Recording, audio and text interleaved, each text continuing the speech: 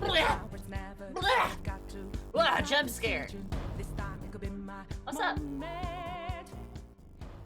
I shouldn't shake my head that much. I woke up with head hurting disease today. But hi guys, how's it going? How are you all? Sloppy. It's Hatsune Miku! I can't feel my legs. I can't move my Hatsune Miku! Sorry. Love the username, just reminded me of a meme. Hello, hi, how are you? Thank you so much for following, super appreciate it. Hope you have an absolutely beautiful day, because my day will be beautiful. Love you so much. And Luna, that's 27 months. Did you do that 20 plus 7 equals 27? Just how many months have you subscribed? That's kind of bloggers. Look at you. Same dark. Sorry, because my rant works. Oh, fuck yeah, that's awesome, Siri. Super happy for you. Super good ice cream cake? Yo. Dragon, give me some of the ice cream cake. Please? Oh, and here. Yeah! Oh, and here. 22 months. Hot dog. Did you know that 11 plus 11 equals 22 times once you go subscribe to us? Bloggers! We're gonna do P3 P after P4, we're waiting to do P3 re. Now, God, there's so many P's. This!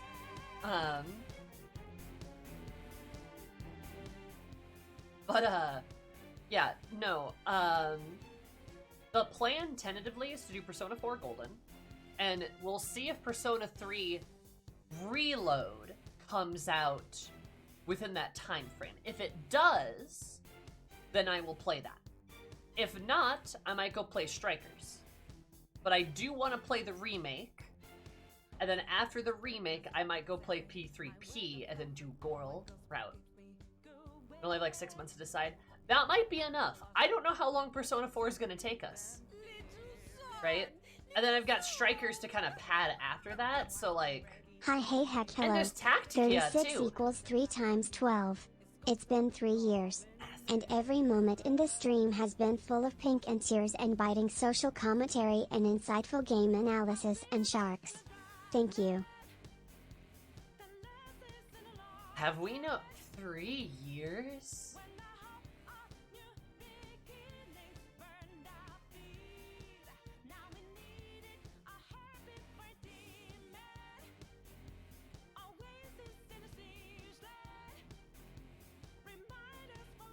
Oh, hot dog. No, that's crazy.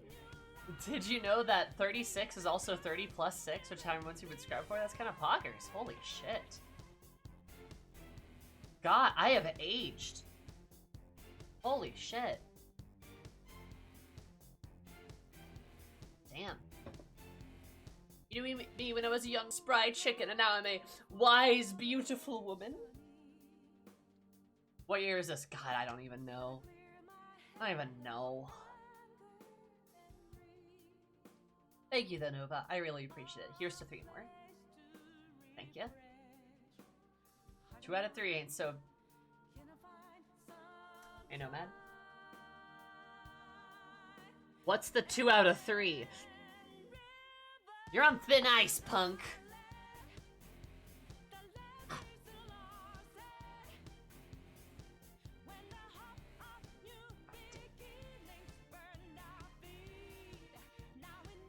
God. Anyway, yeah, that's the tentative stream plan. Remember, Baldur's Gate 3 comes out in like a week, and I'm going to start a playthrough of that as well. That's probably going to take a while too, right?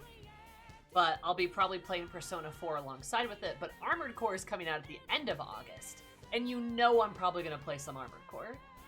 So... And then Cyberpunk has its DLC in September! And I don't know, I kind of want to get back into... I kind of want to start that playthrough up again. You know? Especially because the entire game is shit. Like, the Cyberpunk DLC will, like, completely revamp the entire game. I'm not interested in Starfield. Sorry, Bethesda.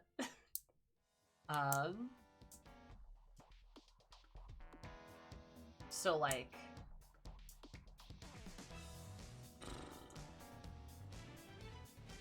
Has the revamp already rolled out? Is that true?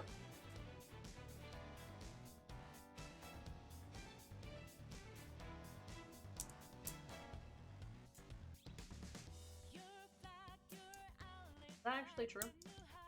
I don't think that's happened. I don't know if that's happened. Anyway, either way, it might be interesting to just do a playthrough from the ground up, you know? You check it. I need more Final Fantasy in certain number plans. I mean, I want to do more of it, but like, 16 is looming in the horizon. But I got like, I really enjoyed my Persona time. And I only have so much time. You know what I mean? Plus, I want to make space for FF14 as well. Because 6.5 is going to be here before you know it. And 7.0 got announced. Woo. But we're going to talk about that stuff on Tuesday. I made a stream this week, this next week. I think it's done. I can show you guys the thing. I can like show you what the schedule is going to be. But like literally, we're going to have Margaritaville. We're going to have a stream dedicated to just talking about it, okay? So we're gonna save that for later, all right? Yeah. Here it is. All right, so we can't spend all of this stream talking about it, all right? Ah, oh God, numbers. There we go. Wrong one. Here we are. So like, I need to post this. Remind me to post this, chat. But like, yeah, this is what the schedule is gonna look like. There's literally a Tuesday slot just for talking about FF14. So don't freak out.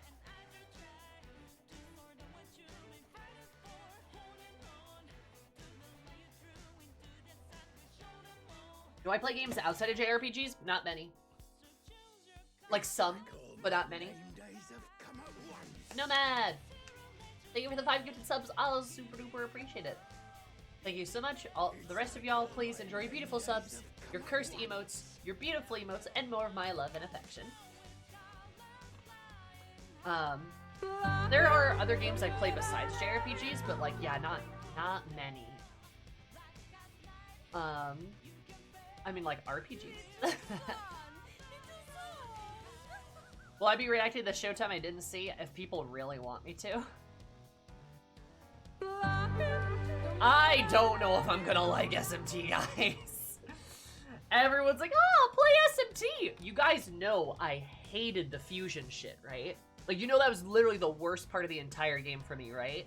You know, like, all that fusioning and, like, Persona-ing and the monster negotiations and all that jazz, like... You know I hated that, right? And SMT's got way more of it. I don't know if I can... have I played Life is Strange? I actually have not. But you'd think, like, you know, I would have. But I haven't really played any Telltale games. Completed Persona as part of the SMT franchise. Yeah, but Persona's like its own beast. Like, no matter how you want to word it, especially now, like, I can believe that once upon a time Persona was a part of SMT, but I think Persona's absolutely eclipsed SMT. Like, Persona 5 is just, like, the best example of that, right? How many spin-off games does it have? How much recognition does it have over SMT? You know, like, I guess if we want to get pedantic about it, then, like, yeah, I guess technically, but it's its own beast. You know?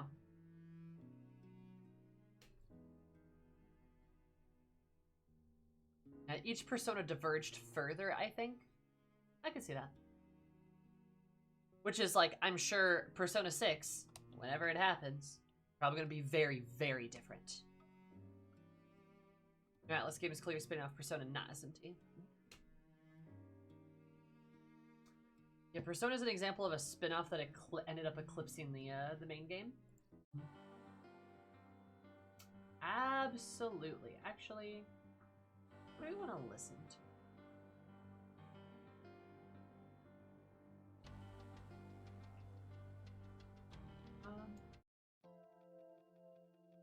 There. Going for Benefort next year. Tokyo Mirage Sessions, it says. Some different SMT spin-off, a lot closer to Persona than SMT. Same JRPG. Nice.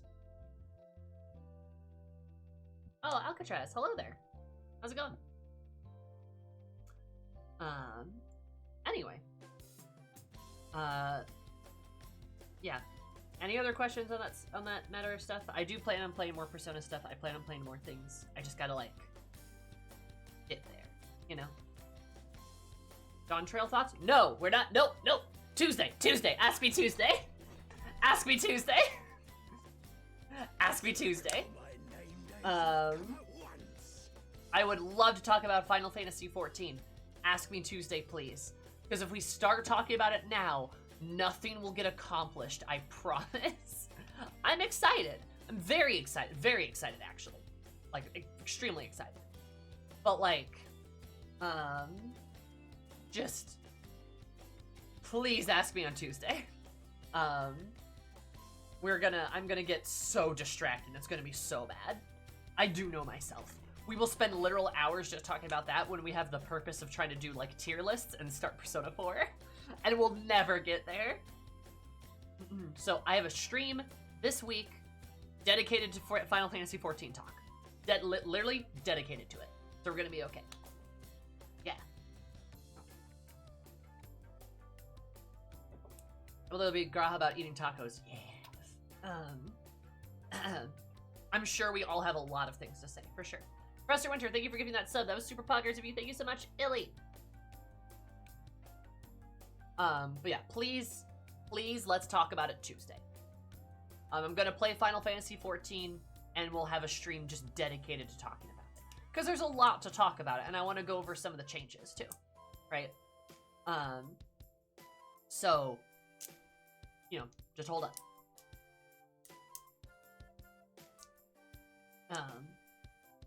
Anyway, what we are here today for is our Persona 5 tier chart. Well, and also Persona 4. But first, we're doing Persona 5. So, I actually have a question for you guys, because I was initially going off of the idea of the characters. We can do more than the characters if you guys want. I know that's just what people wanted, right? So, like, my initial idea was just to rank them according to how good I thought they were, how good, in my opinion, each character is, right? But at the same time, like, it kind of varies on your guys' opinions here a little bit. Do you want me to make a tier list of, like, my...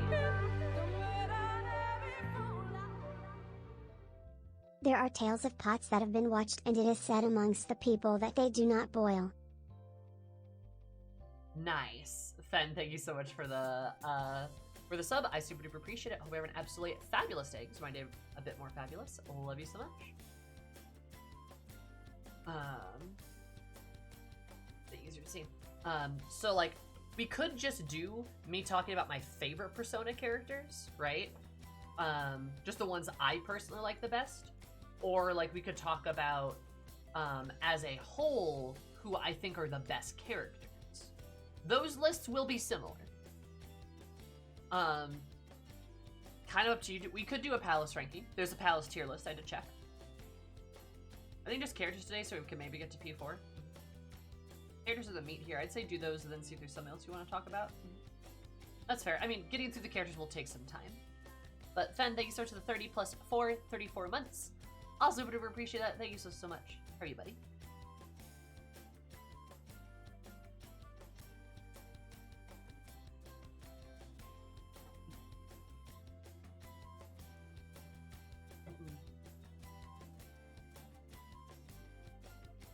Characters as accurate Arcana? I could maybe. I'm not sure how many people want to see that, though. Okay. Let's just start with, like, the characters that I think are the best, right? Because that's going to be a general list of how many, that will be a general idea of the people I like the best, too. They are similar, though there are some exceptions, right? So then, this will be Sammy's list of Zumi's official list of how good every character is. You're right, Makoto gets her own tier. Makoto tier. She's just that good. No. Where is she? was right there, I think. Yeah. But, no. I'm gonna do this with a tier of S, A, B, C, D, E, and F. I'm going to reserve F for characters that I think are quite literally failures. That, I mean, I think they just completely whiff on what they were supposed to do. This is a hint for later. E will just be characters that I don't think are very good, that I think just simply are executed very poorly, do not work very well, and do have some, like, redeemable qualities to them, but exist within the story in their own kind of world, right? D are going to be characters that I don't particularly like, and I don't think work particularly well. They will be more admirable, like, there'll be more good parts to them, right? And they won't have a direct, like, their presence won't ruin the game, right? Like, characters that are E and F is, like, these are characters that are a detriment to the game. They make the game worse, right? D is going to be kind of like where that stops, right? Where it's kind of like, oh, they're just kind of not well thought out, and they're not executed very well. C will be like, oh, this is a solid character. They're enjoyable in their own right, but they're not particularly fantastic. They're not particularly bad either. They just kind of exist, right? They're very neutral, right? Very neutral, but not like D, where you're kind of like, that didn't really work. You know what I mean? B is gonna be, this is a good character. This character works. This character is good. They have some flaws. But overall, they perform their role in the story very well. A is gonna be, this is an excellent character. This character is great, is very, very good, and is just shy of greatness. While S tier means they're perfect. S tier is, this is a perfect character. I would not change them. They are just simply that good, right? So there are going to be characters that are going to rank pretty high on the tier list, even though they are very despicable, because the way they exist in the story, they fulfill their roles, right? So, like, an excellent example of this will be somebody like Shido, who I'll talk about later, but, like, Shido as a villain is an excellent villain. I don't necessarily, he's not my favorite character, but because he works so well, he might have a higher spot on the list. Does that make sense?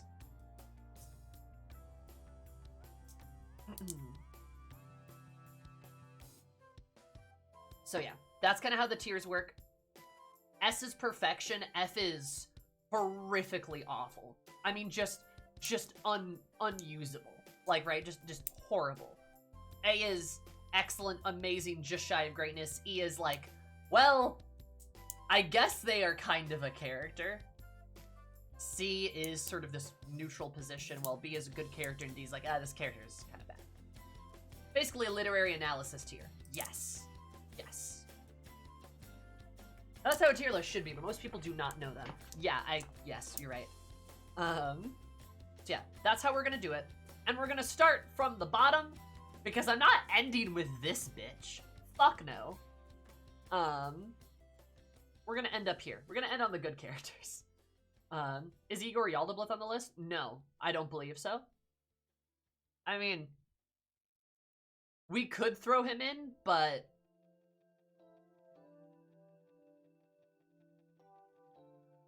look, it's a tier list, and this is the best one I found, okay? And I didn't want to, like, make my own. These are good, like, PNGs, too. Anyway, so we're gonna start. These are, like, a lot of the profiled characters of the game. We're missing, like, Yaldablith, for example, but we have a lot of characters, and some I kind of even forgot existed. We also have, like, all the palace rulers, too, which is very good.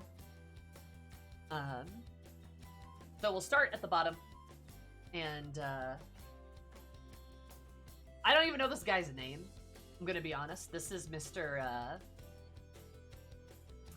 This is Haru's fiance. I don't know his name, and he's a scumbag. Sugimura? Okay. And I'm gonna throw him in here, and I guess my take on him might be a bit spicy, but I'm probably gonna put him in an E. The reason being isn't because, like, oh, he's stinky, ooh. I just don't think he was necessary in most of the entire story. Like, if I'm gonna be honest. He does endear you to Haru, but he's so forgettable by himself, and he's a scumbag of a villain, but he takes time away from Okumura and Haru to sort of focus on this guy, and for him to just sort of make random appearances when they just needed somebody to be bad or mean to her, right? Which I think detracts from her relationship with her dad, and I think detracts from her story. It kind of distracts us in, like, a way that doesn't work very well. I think he's the worst character in the game. I'm tempted to make him F tier. Like, I'm actually pretty tempted to make him F tier.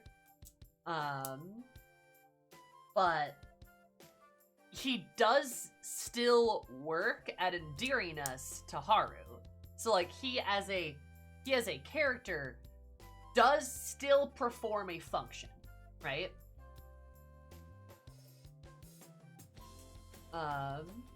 He'd honestly work better as somebody who's just unseen and just referred to. Probably, yeah. Like, he does fulfill a small purpose, but I'm gonna put him in E. I might change my mind and I might bump him down, but, like, you know, he's just completely forgettable. He kind of just doesn't... He just doesn't do much, right? He's so forgettable and unimportant. He's just a plot device. Hardly an actual character. I'd agree.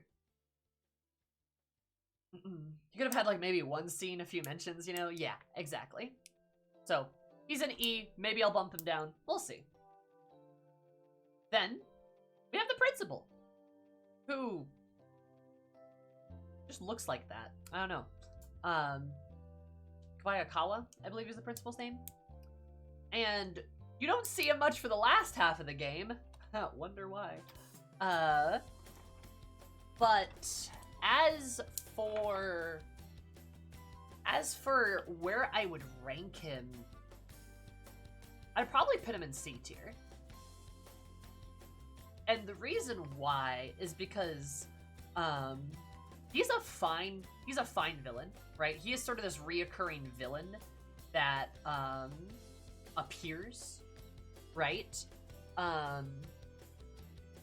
And he does a good job of being sort of this, like, kind of small-time kind of guy. Helps endears to Makoto, helps provide some kind of threat at the school for a time, right? A good starter villain, so to speak. But he also ultimately, like, doesn't do much, directly at least, and also, we don't know much about him. It's hard to get attached to him when we know kind of so little. He was greedy, I guess? And then he just got murdered. And him getting murdered did raise the stakes in a good, in an intense and interesting way. But, like, it's kind of like, you know, we just didn't really know anything about him, so it's hard to get, like, attached, right? I just noticed that too, that the SIU director's not on here. Yep. Who was arguably way more important than Sugamura. But... whoops.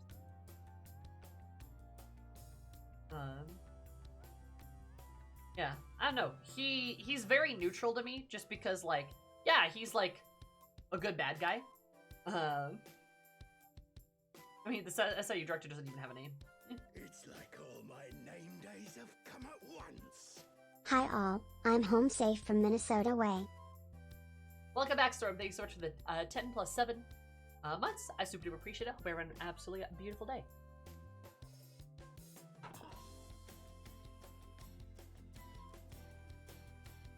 Wild that the director is such a driving force for the villains, but has no name. Yeah, I agree. So, I don't know. Principal Kobayakawa, he's just very neutral. It's hard to get attached to him, but he does, like, serve his role in the story, and he does it pretty well. Then we have Shido.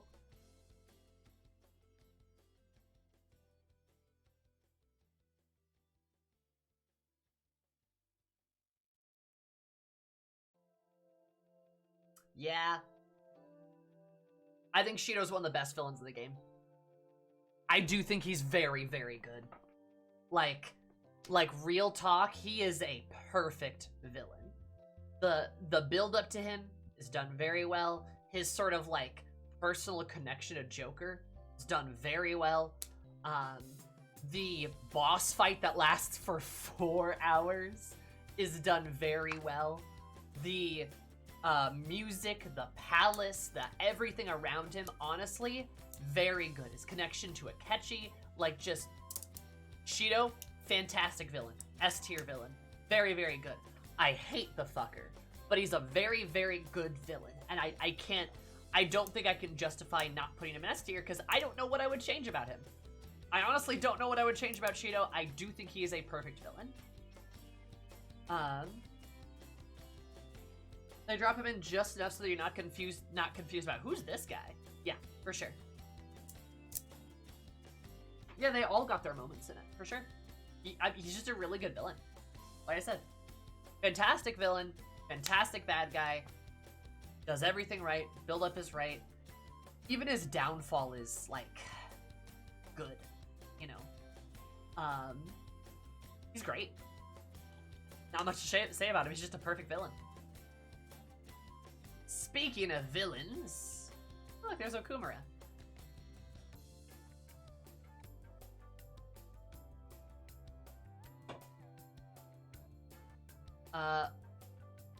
Section to Maruki? I think it's fine. How do you feel? Do you feel it was a bit convenient coincidence?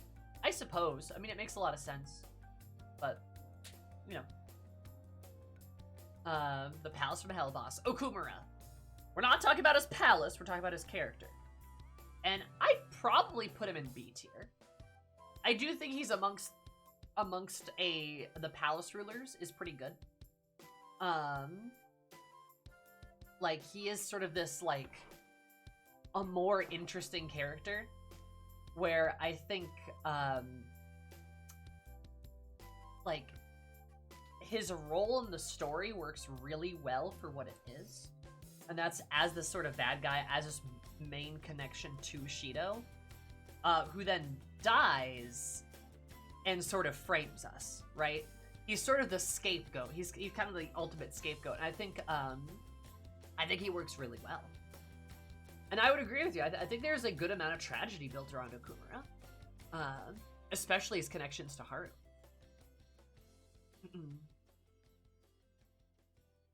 And we got to learn a bit more about him post-mortem. I wish we had learned... I wish there was more of him that we got to see.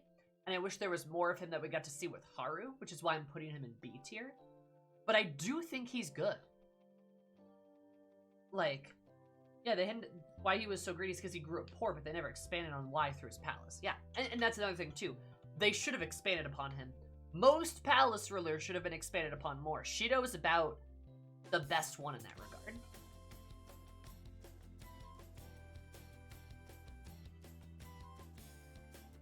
Yo, Bones! Woo!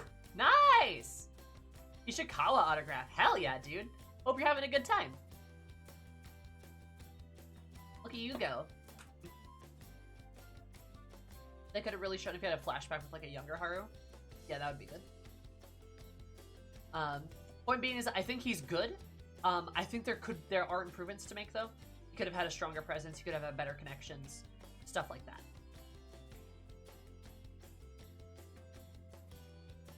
Which, you know, honestly, I should have just been playing this while we talk about him. Interested to have seen him and Haru's mom together? Yes, I agree. His story is fairly tragic. He grew up poor, became kind of greedy out of it, lost his wife, right? Lost his father. Only had Haru and kind of became withdrawn within himself. But they could have played that up better. They definitely could have. His palace sucks. But he as a character, he's actually pretty good. Yeah. Now, for the next character, Kaneshiro. Well, that's this guy. It's Eddie from Ed, Edd n Eddy. D tier. he is probably the worst palace ruler. Probably. We'll see how I feel when I get to the others. He was only there as a filler. He did feel like a filler villain. I'm gonna be real. Not memorable. Not particularly good. Everything about that palace is about Makoto, which is as it should be, because he's boring.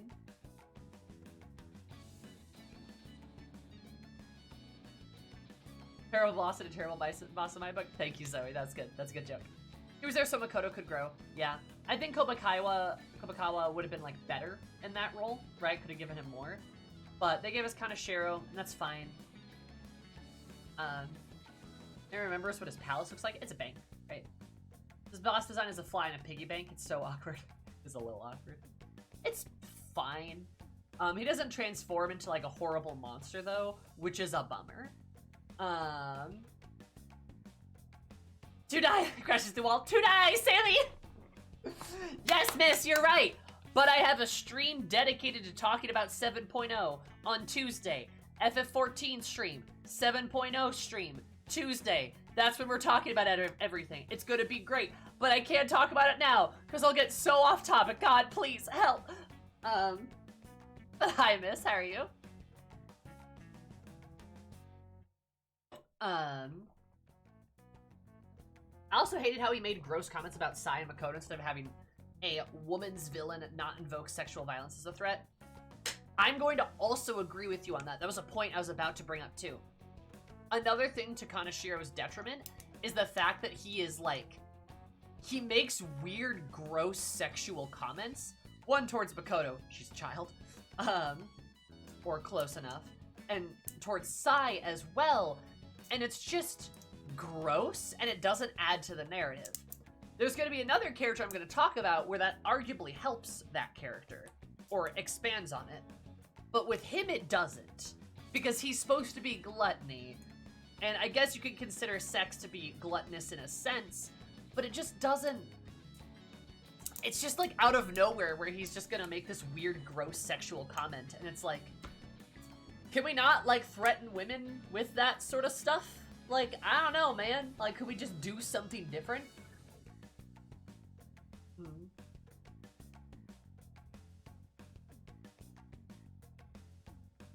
I would like Makoto more if Kaneshiro wasn't her intro. Potentially. I don't want to talk about the bad ending. I don't want to talk about the bad ending. Don't mention the bad ending. We're not here to talk about it. Don't mention it. Don't say anything about any bad endings. In fact, I don't want to hear about them.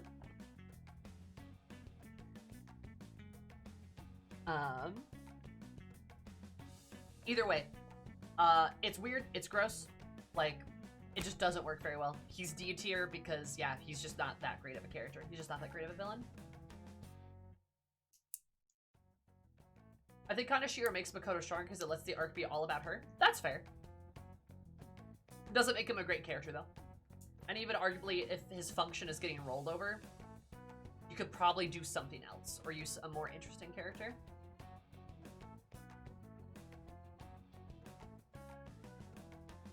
So, yeah.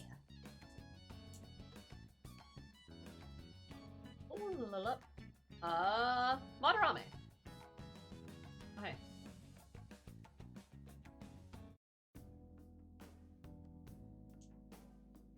Madarame. I'm gonna put him in B tier. I think for similar reasons as Okumura. I think similar reasons as Okumura. I think Madarame is a good character. He's a good villain. I think more could have been done with him, though. His connection with Yusuke could have been played up more. It was post-mortem, or I guess post, like, a palace, in bits here and there. I could bump him up to A. I'm kind of debating between A and B. But, like, I do think he's similar to Okumura where I wanted more. I wanted more with him. I wanted more with him and Yusuke.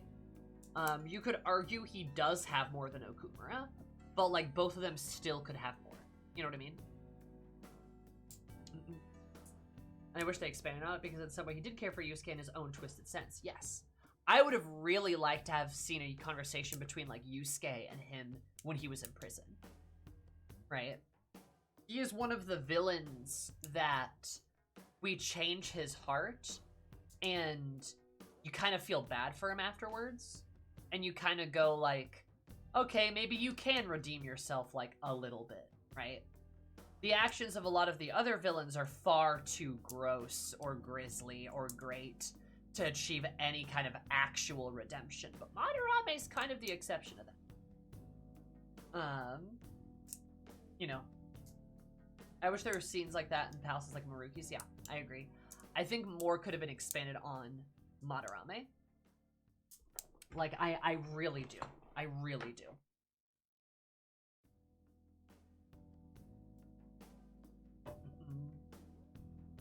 Madarame did let a woman die in front of him. Correct. But I'm comparing him to the other palace rulers, so. An Asami, Legend of Korra, and have Yusuke visit him in prison. Yep. I did out.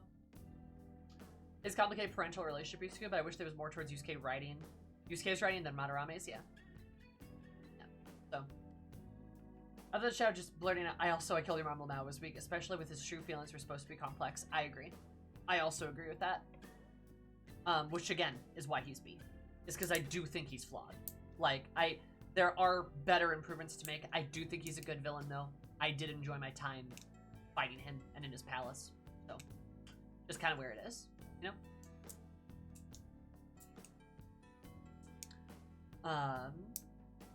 Now, for what will probably be kind of,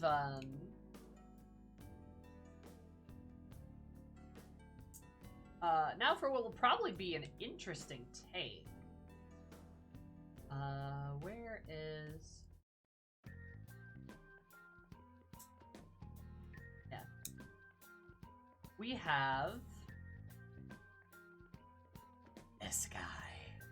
Kamoshida. And Kamoshida's A tier. I hate his guts. I do. I hate Kamoshida so much. But he's a really good villain. He is extremely good. He is one of the best villains of the game, and he is your first villain. And boy, howdy, do they swing on their first hit, right? He sets the tone of the game perfectly. He does. He crushes that goal. The time you spend with him is awful, which as it should be. As it should be. He's a very realistic villain. Yes. Yeah. He has a special touch compared to all of the other villains, where he is the most realistic and the type of villain that probably all of us have met. Not sure we've met a lot of Kanashiros or Akumuras. Maybe. Some of us have, right? But we've probably all met a Kamoshida. We probably have. Because that's the type of person he is, right? Like, he is so loathsome and so terrible, and beating him feels so good! As it should. He's terrible. He's awful. I know, Demon. Yeah, I know. All the villains are, right? All the villains are.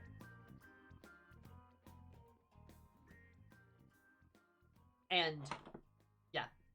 He's just completely contemptible. He is A tier, though, because I don't think he's perfect.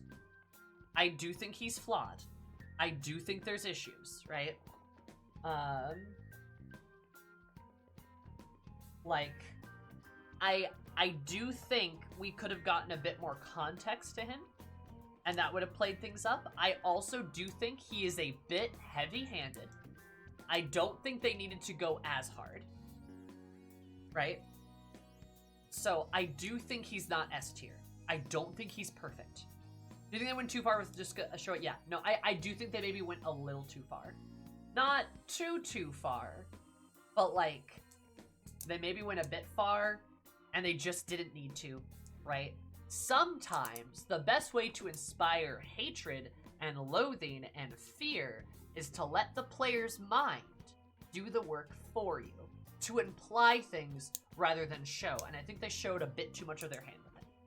I do. So I don't think he's perfect, but he's a very, very good villain. It's a very good character. They did an excellent job. He can go fuck himself.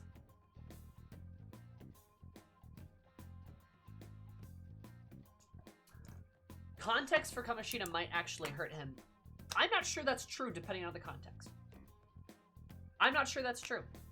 Right? Like, with the context we could get, could be him being an Olympic athlete and being like, yeah, I'm so cool. And then, like, a woman spurning him. And then him being like, but I deserve this. And, like, that makes him more contemptible.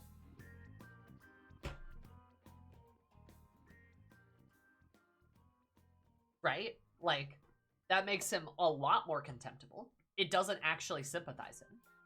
That's what I mean by context, though, is like, you can add context to characters without making them sympathetic. So they just have to do it in the right way. That makes sense? Showing how his ego grew and grew and grew. Yeah, exactly.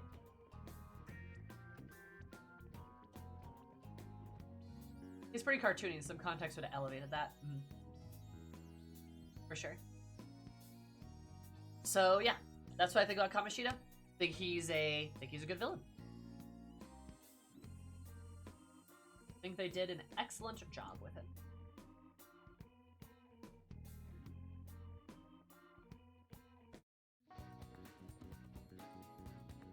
Let's just...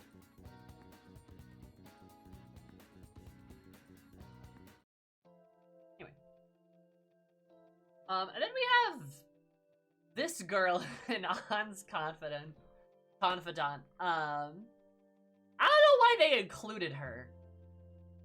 Mika. I feel like Yaldabaoth or the SIU director would be like a better pick.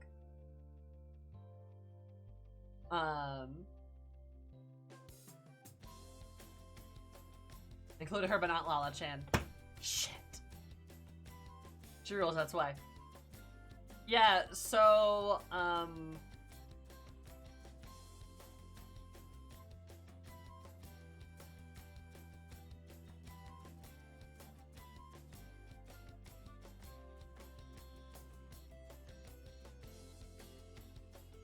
there's not much to say about her. She forgorable. Yeah, not having Lala is a worse look than the SIU director. True. Real. She exists, I guess. Good time away from An. Real.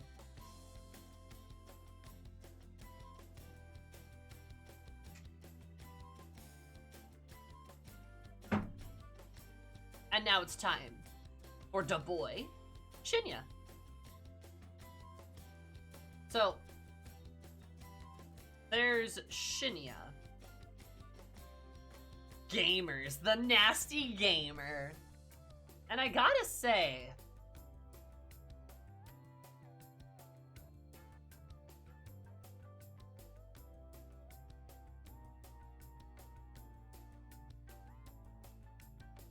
oh no, Lavenza, where did you come from? I'm gonna put him in C.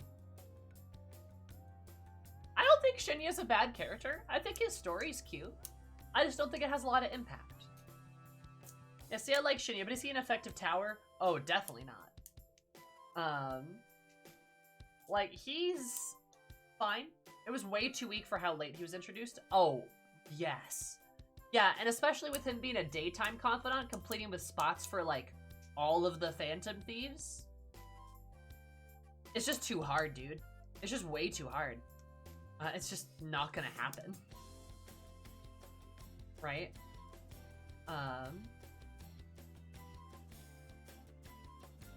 I feel like a character doesn't need to have an impact on the story to be a good character. Then what makes a character good?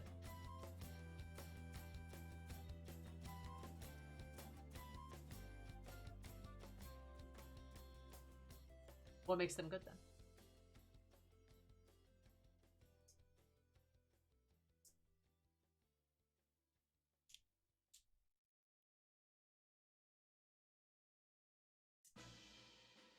Oh, no. Go back. Oh, wait, wrong one.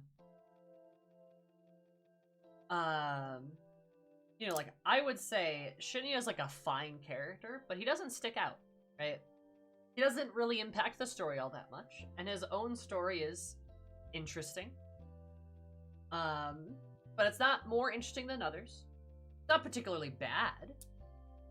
And his inclusion in the story is fine, but it is a little forgettable. If Shinya was not in the game, nothing would really change. Nothing much would change. So that's why I'd probably put him as C tier, because I do think he's an enjoyable character, and I do think his story's fine. But I just think he, especially as a confidant, is just very weak, story-wise. You know? If he didn't have his Get Smoked hat, would we remember him? Confidants are tricky because they're all optional. Oh yeah, but some confidants have a tremendous impact on the story. Like a lot, in fact.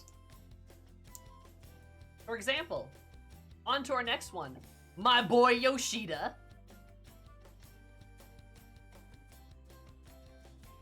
S tier. S tier. The reason why is because kind of like Shinya a little bit, right? He's an optional character. You do not have to interact with him. But unlike Shinya, the effect that he has on Joker and the effect that he has within the story itself, he has so much impact to Joker that he is undeniably affecting the story. Because our main character is so important, right?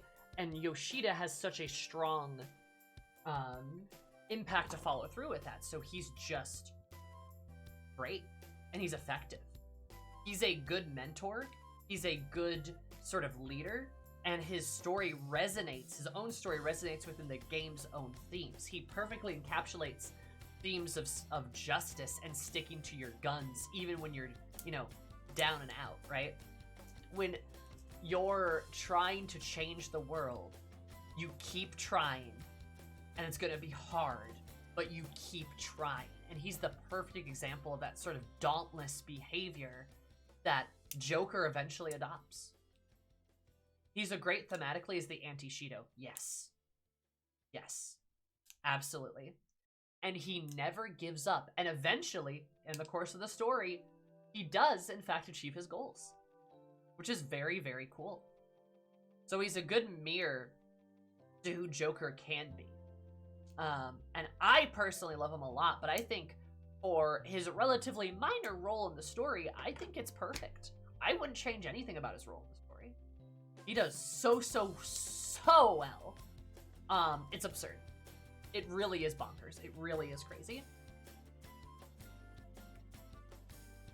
So I would say he's S tier, right? He's the example of what a like optional confidant character is that is S tier, right? While Shinya can kind of be removed from the story and nothing really changes, I think you do lose something pretty significant if Yoshida is taken away from the story. He adds to the story in a very flavorful and rich way.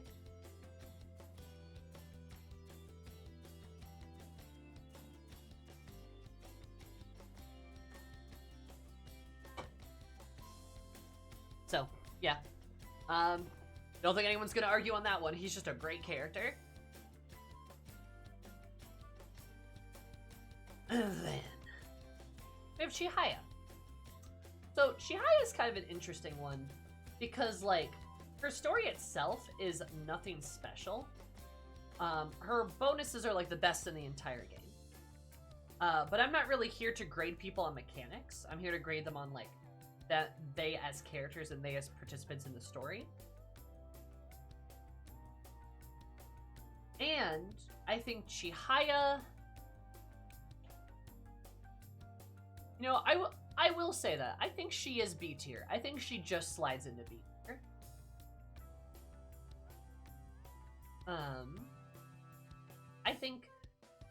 I think Chihaya is better than Shinya because I do think she thematically ties into the story very well.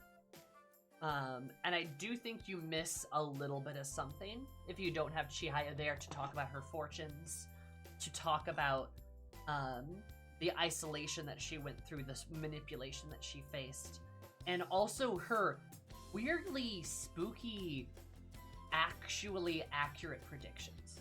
She has a lot of them, and when you talk to her and you listen to her, she says a lot of things that are very, very accurate, and it adds a sort of like subtle mystery to the story that helps it out a lot, because Persona's got a lot of those like interesting thematic Gnostic themes like that, right? So I do think she ties into the story in that well. She's like a very thematic character. But kind of like with Shinya, she doesn't do much. She's still like, I would still put her over Shinya though, because I do think she does more. You could argue that Shinya is a good example of an, like, you know, child being like oppressed by an adult, but that's not necessarily true because his mother, I guess, is kind of oppressing him, but that's kind of a different story per se. Like, it's a more familial tale. You know, what's Chihaya bring out in Joker? I think she brings out a certain level of like mysticism out of him. Mysticism and like arguing and the sort of like idea of trust, I think, is like displayed in the relationship a bit better. And yes, her story arc of staying up to someone using her own fits with the rebellion themes. Yeah, I agree. We get the country personality out of her. Woo! Yeah. She's also a great Wheel of Fortune. Like, you know.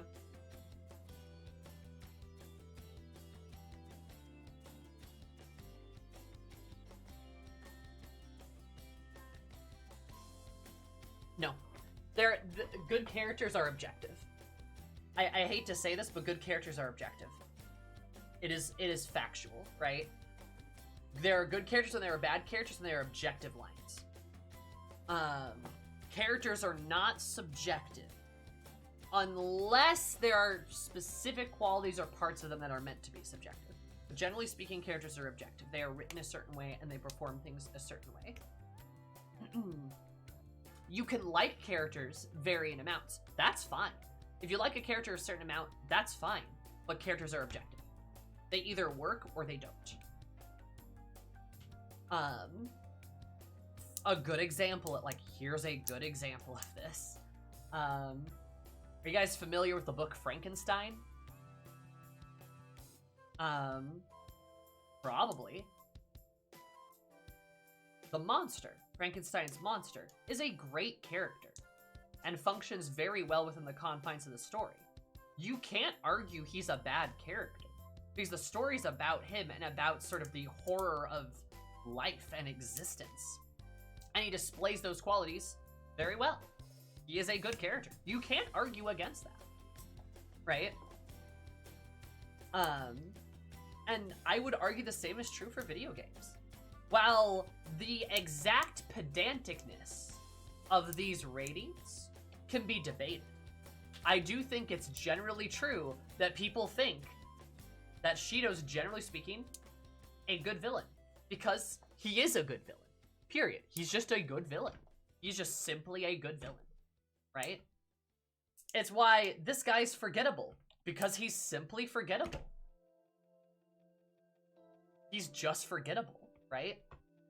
Now, you can still say not like Shido because he makes you uncomfortable. That's fine, right? That's okay.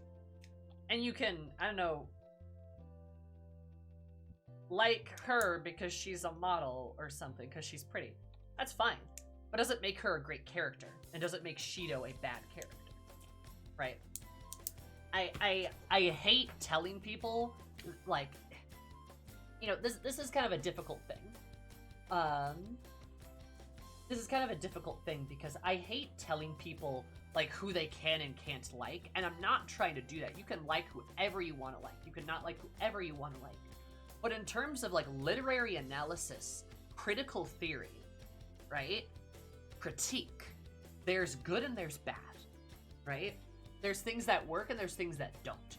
There is definitely a level of subjectivity to it, for sure. Is my list gonna be a little bit biased? Yeah, totally, right?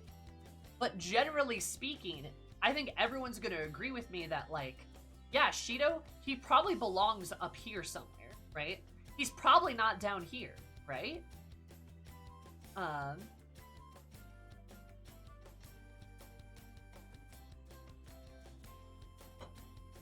mean, that's a good point, Butcher. What is the purpose of a tier list, right? Hi, Focus Trees. Because the thing is, if there's objective truths about characters, not everyone's gonna agree about them. Even if they do exist, because people disagree. That's how life works, right? People might see Shido as an A tier villain. I see him as an S tier villain. Close enough. Again, pedantics. It's pedantic at that point, right? Close enough. We're in the neighborhood, right? And ultimately, just go on twitter.com to see people be so loudly wrong about things, you know? Just because people don't agree on things doesn't mean both sides are wrong or both sides are right. Sometimes one side is just right. The purpose of tier lists is to get people hot and bothered and arguing with each other, as far as I can tell. True. So, yeah, you know what I mean? Like, I'd like to remind everyone here, and I will brag about this because I spent 4 years doing this, but I have a degree in media. I have an actual degree. I do know at least a couple of things. I'm not a genius, I'm not a doctor, I'm not the most brilliant person ever. That is definitely true. But I do know a thing or two. I know probably a lot more than the average person, even. I have a bachelor's. So, like, you know, I definitely am gonna know a bit more than some rando on Twitter. Right? Again, I'm not claiming that I'm objectively correct in everything I say, but I am claiming that there are good characters, that there are bad characters. And that's kind of how I'm trying to rank them, right? So, that was a brief sidebar, but that was probably an important one to stand out with. Because if a character personally resonates with you, then you can love them all day long. There is nothing wrong with that.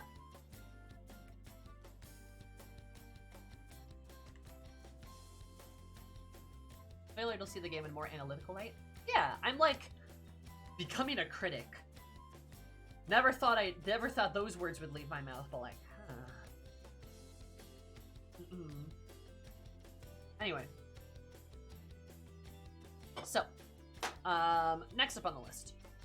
Oh yeah!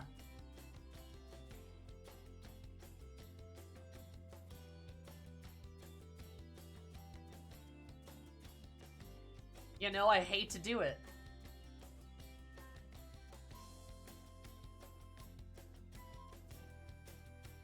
But I'm actually gonna put her up here. I'm gonna give her B tier. Oh yeah, it did grow on me. Like a mold. And I certainly don't hate her. And I certainly do think her story actually ties in pretty well with the story of the game. And I do think, because like of how Shido interacts with her, right? How she's sort of one of these people that was affected by Shido's carnage. Redemption arc.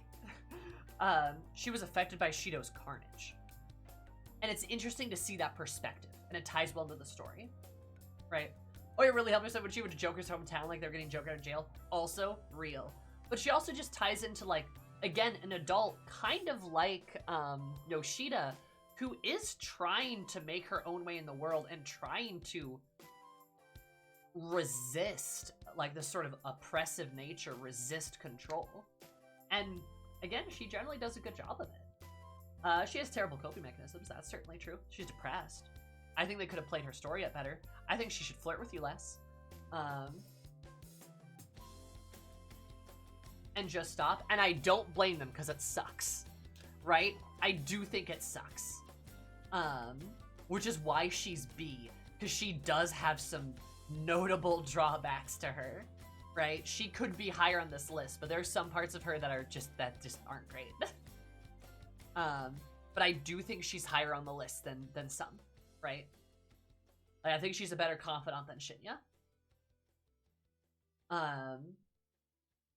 Yeah. So, I like Oya. Her rewards and her confidant suck. They're the worst in the game.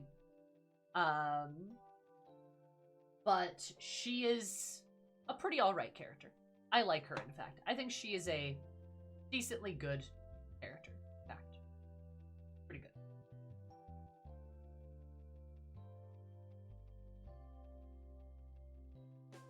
Forces you to go on a date? Oh yeah, no. Oh yeah, no. Ugh, gross. Does she grow into the devil role? Not really. Kinda.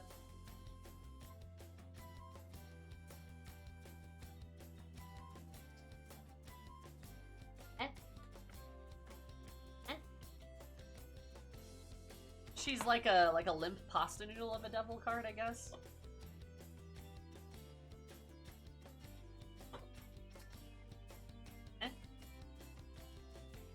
Lala would be a better devil, potentially.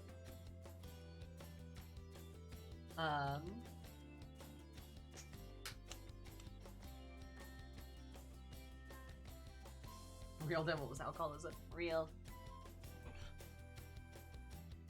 And then there's Iwa.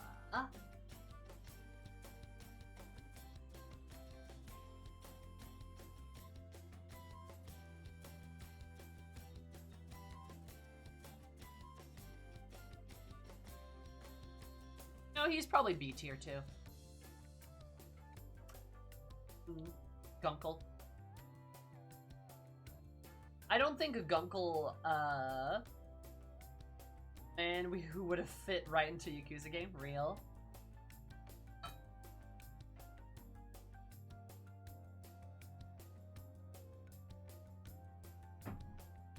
Yeah. Not A. I don't think he's A tier. Because I think he suffers from a similar problem that Chihaya does. Where while he fits into the story, he definitely could have fit into it better. Like, he does have rebellion, right? He does have these, like, kind of fatherly themes to him. And I do like him.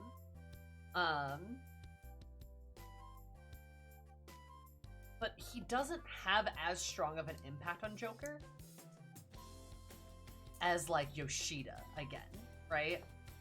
You could maybe justify A. Maybe, right? Maybe. But, like, as a character, he just doesn't...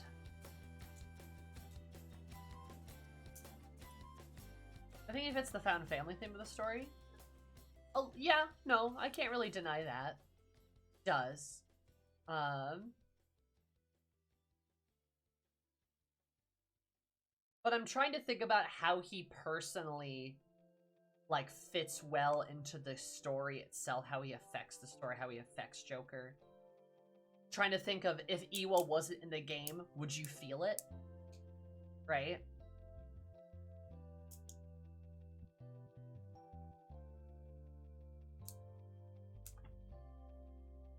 Like, and I would probably make, I mean, I don't know.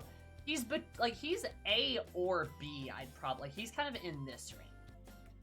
Chihiya's probably more like in this range, so like B to C. You could maybe put him in A, but I think there's probably more I would have wanted to see from him.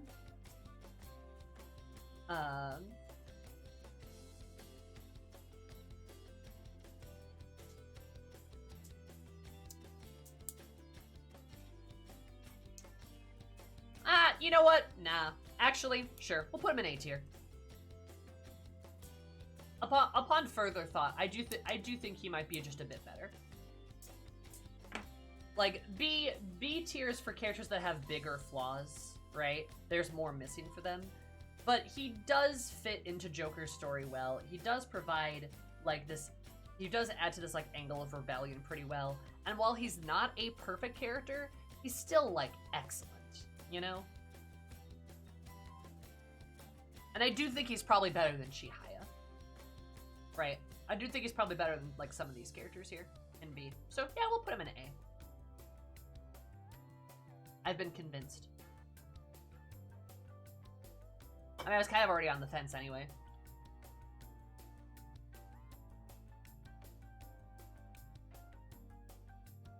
Now, almost gets Joker into a gunfight, which you feel is that happened at some point with Joker's forced Tokyo's criminal underbelly by circumstance. Yeah, no, that's fair. Yeah, I think he can belong in A.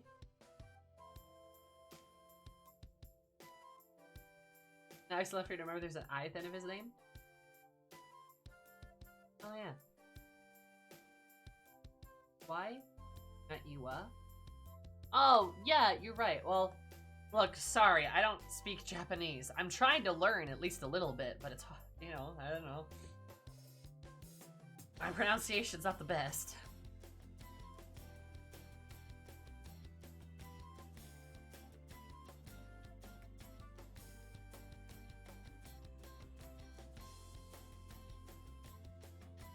Nah, we're gonna put her on S tier. Now, I am a little biased when it comes to Hifumi. I will say that immediately. I am a little biased. My bias will creep into this a little bit. But I will put her into S tier because I do truly think Hifumi, like Yoshida, what am I, shocked and surprised?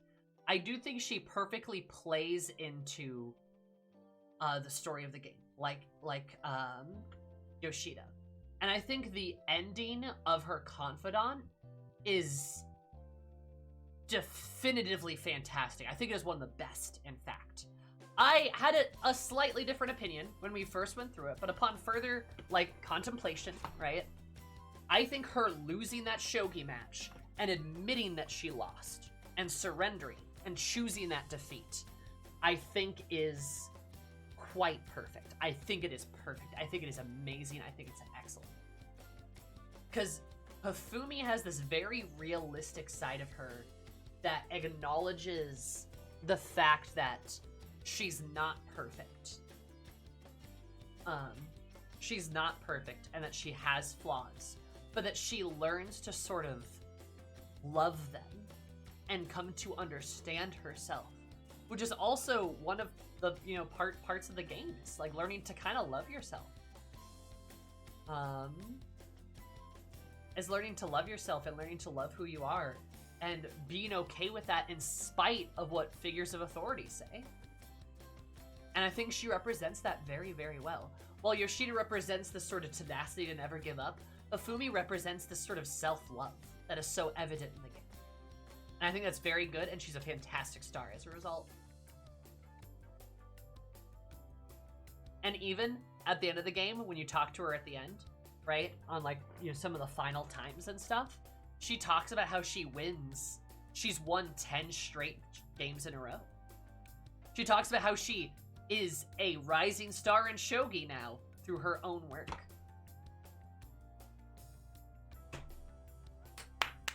She literally, like, learns to love herself, falls from grace, and then climbs back up with her own sheer will. Hard to beat. Hard to beat. You know. It's just, as she accepts her weakness and moves forward, like the lance piece. Yeah! Yeah! In shogi! Yeah, it's nice, yeah. She's great. She learned to believe in herself. She learned to love herself. Yeah. Like, Julia makes me feel so proud and warm. Oh yeah, I could tear up talking about her. She's great. One of my favorites, so I am a little bit biased, but I do think she just hits that, like, self-love theme so hard. It's hard to not put her in S tier. Also, without her, Joker wouldn't have any friends his age who weren't Persona users. I mean, there's, like, technically Mishi. But, like, yes, I agree him having friends his age is a good thing. Right. That's good. We'll get to Mishi later.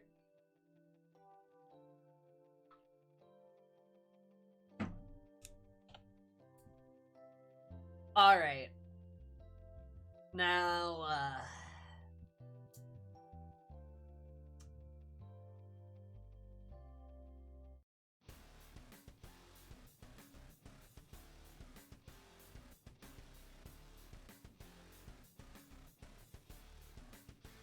nah, don't worry. She's not an E tier character.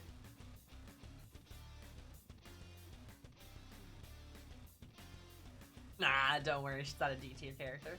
But she is C tier. Hot take. I don't think Takemi's a very good character. I think she is perfectly average. I think she is perfectly average. Realistically, what do we like about Takemi, guys? It's that she's a hot goth mommy. That's what we like about her. That's, admit it, you little bottoms. That's what you like about her, all right? You want to get pegged by her. Which, like, I get it. Yeah, right? I understand.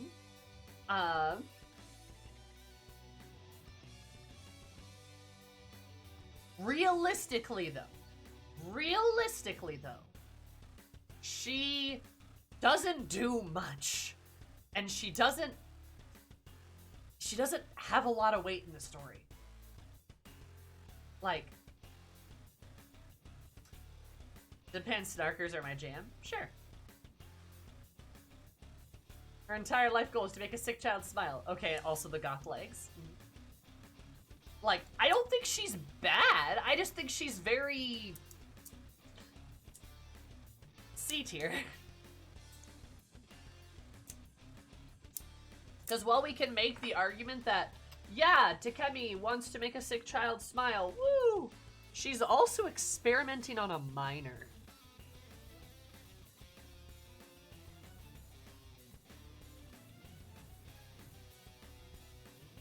Like, if anything, straight up, she's taking advantage of Joker. Like, a little bit. Which, I mean, adds a little bit of spice to her, but the fact that that never really gets addressed all that much is kind of alarming. I would have liked to have seen more from her, or more with her. But, like, I'm gonna be honest, I like Oya and Chihaya more than her, and I certainly like Iwa and Yoshida more than her. Like, if anything, just Takemi's got a weird spot in the story. Like, people talk about how Kawakami is predatory, but yeah, Takemi's way worse. Like, also, did you guys like that I started playing Yaldablith for this too? Because I just, hot take. Again, I don't think she's like a bad character. I just don't think she's a particularly good character. We like her because she's hot, right? Yeah, she shows up early and doesn't get a chance to interact much with the themes. I'd agree. She interacts a little bit with it, but like not more than like Iwa. Not more than like Oya, right? Even for all of her flaws, right? Takemi just doesn't have a lot of weight to her. But, I mean, she's hot. Dr. Legs, she's very pretty.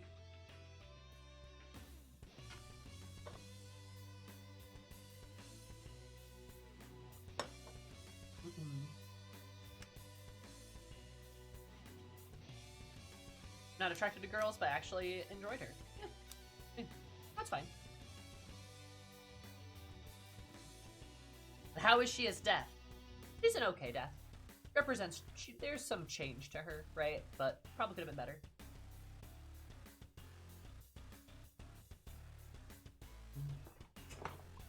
I don't know if she'd work if she was ethical, but there's probably a better angle.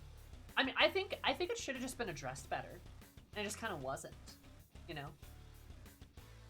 But speaking of ethics...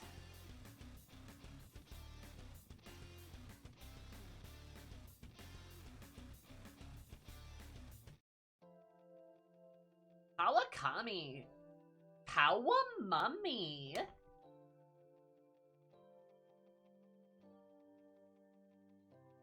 I'm gonna put her in A tier. There's one thing that's holding her back, and we all know what it is. We all know what it is. Which is a shame. Kawakami is actually, I think, a really good character when you remove all the weird shit from her.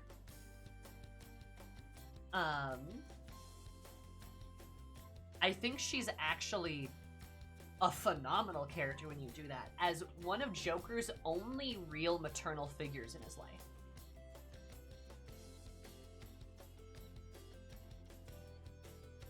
Like, she's in a shitty situation, you find out about it, you kind of agree to help each other, and you can definitely argue what Kawakami is doing is, like, not great. And if the game was less weird about it, then at the end of her story, it would stop. And it kind of does. It kind of doesn't. She still wears the maid outfit, and that's weird. Like... hi, unknowingly, what's up? You know what I mean?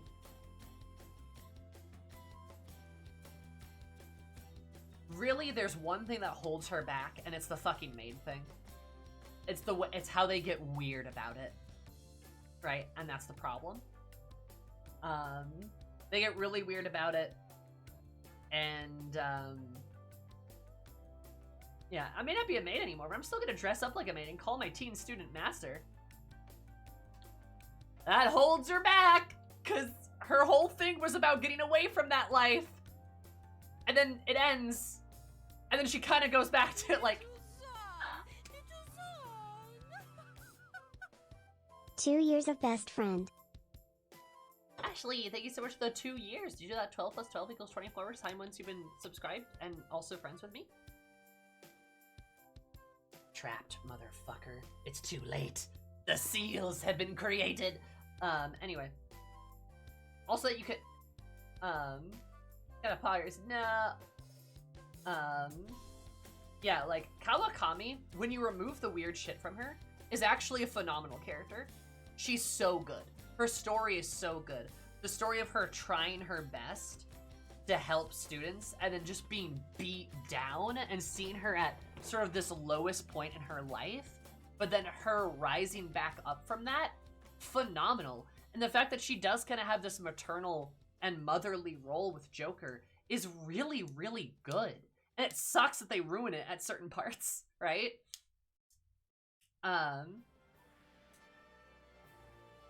Oh no, hey, go back.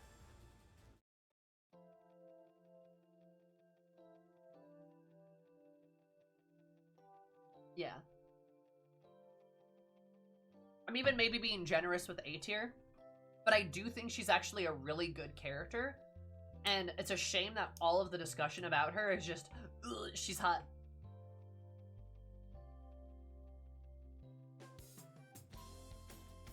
It's a bummer, honestly. It's a really big bummer, but I think she's a great character.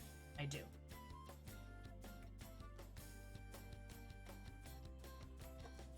Yeah, I agree, Nomad.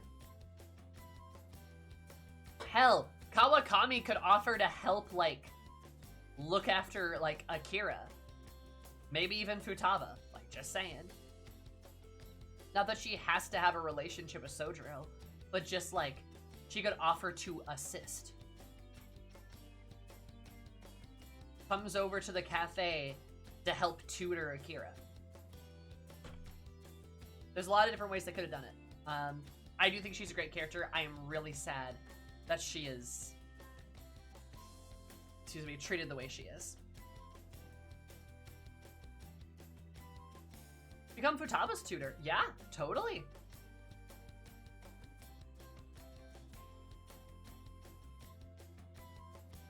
Angle to bring it full circle. Yeah, I agree with you, Ashley. Yeah, no, she's a good maternal figure. I think she's really good. But, chat! It's time.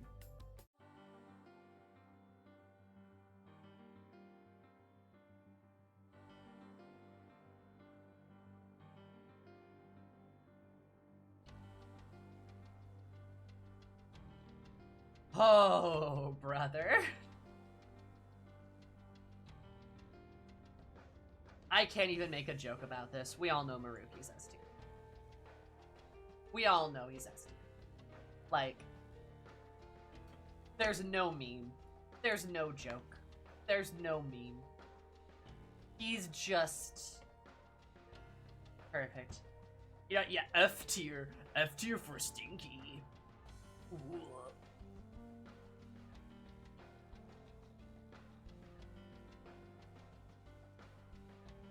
Yeah. Across every game I've played, I think he's one of the best villains I've encountered. I think I'd agree with you.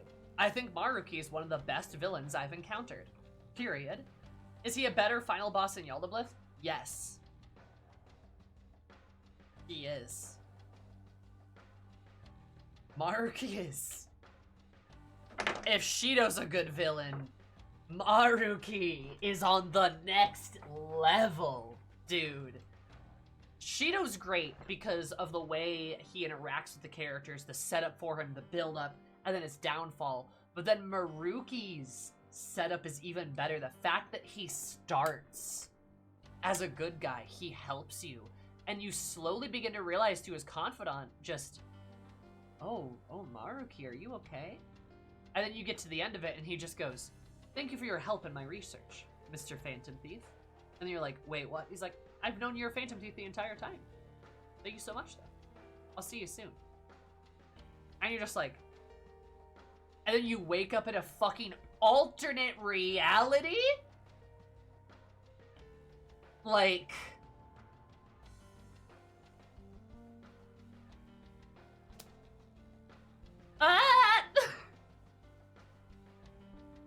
I just...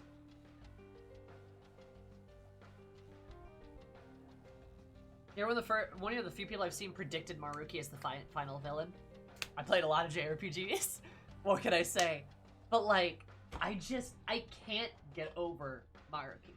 He is just so good. I've told you guys, I want to make a Persona video. And it's probably going to be about Sumi, but I'm definitely going to spend time talking about a lot of Maruki there too. Because he's worth it. He is just that good.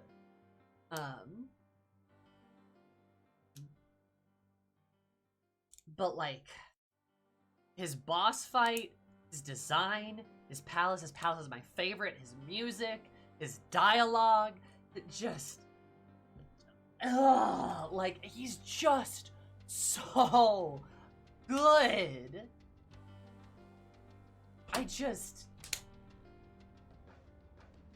P5 is a lesser game without him in it.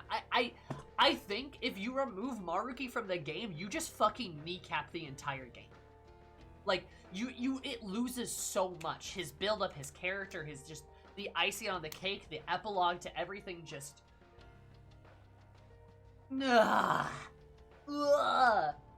He manages messages better than a third act villain Yaldi ever could have. Yeah, I mean, Yaldi works as this villain to be like, I am the ultimate evil, surprise, twist villain. But then Maruki finishes the game out in such a satisfying way, and I love it. I can't praise him more. I can't compliment him more. He's just so good. Like, Maruki's just so good. It's crazy. Like, he's great. He's honestly great. I don't have complaints about him. He's just perfect. He's contemptible and loathable, but so lovable and so pitiable at the same time. He's tragic and he's beautiful and he's messy and he's diabolical, sympathetic, inspirational, just like us.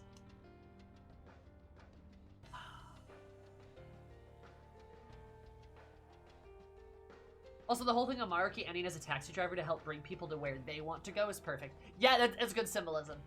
Real. Like, there's so much to praise. It just really is. Yaldi felt too much like an idea and not enough like a character. Maruki is relatable. Yes, he is.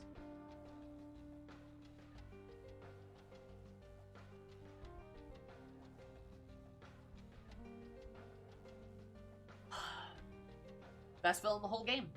One of the best characters in the game, if not the best character. I think there's some, he's got some stiff competition, though. Because, hey, speaking of best characters in the entire game,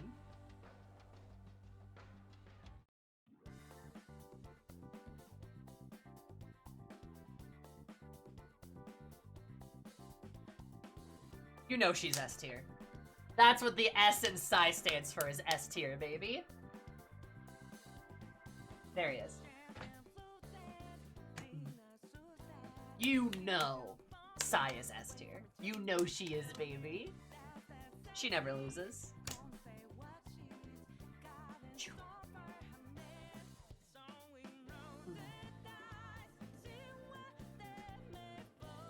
Psy's another character I could talk about a lot, honestly. Psy's a really unique character, too. She is one of the most unique. And I think as a palace ruler, she's very unique. Because Psy, we never change the heart of. We change Futaba's heart, arguably, right? Because we awaken her to her own treasure, right? But with Psy, Psy's just S tier. Like, she just is. Like, Psy, we change her heart by just reaching out to her and offering her love. And she takes that love and it ignites a fire in her. And that's all she needs to change herself. It's a beautiful story. You never learn what the treasure of her palace was. To this day, I will go down swinging saying it was Makoto. I firmly believe that's what her treasure was Makoto. And we've had so much build up to Psy. We've had so much build up to who she was.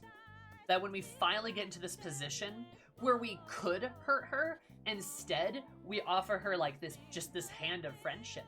And it works because Psy is a good person at the core of who she is. She's been through a lot, but when the chips are down, she proves that she's got a good heart. And I love that. I love that in a character.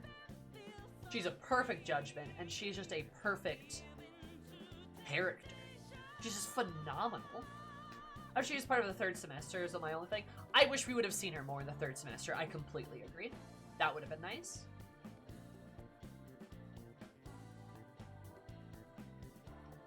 Image of a police notebook, like Makoto said, is the treasure. That's Makoto's prediction. I still don't think that's true. I could see it being a family photo book, though. I could see it being family photos of her dad, her mom, Makoto. I could see that.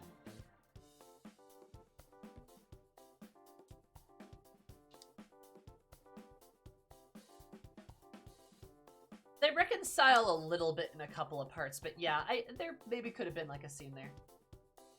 That's fair. The two of them have spent a lot of time together, though, and we do see them spend a lot of time together, though. It's, I don't know, I just think she's perfect. I just think she just kills it. Like, her becoming a defense attorney is so good. I agree.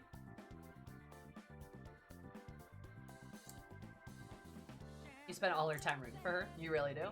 You do want her to change. Mm-hmm. You're on Psy's side, so it's so refreshing and relieving when she's on your side. You know. Mm-hmm. So, I love Psy. She's just a great character. Psy cop status revoked. I fixed her. I did it, chat. I did it! I fixed her! You can't argue otherwise! Anyway. Psy's great.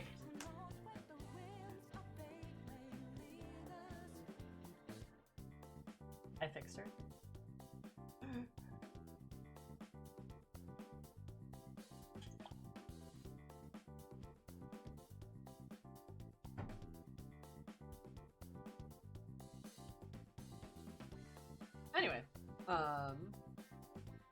Saya's great. I love her. She's fantastic. One of the best characters in the entire game, unequivocally. Just phenomenal. Love her. Now, another character.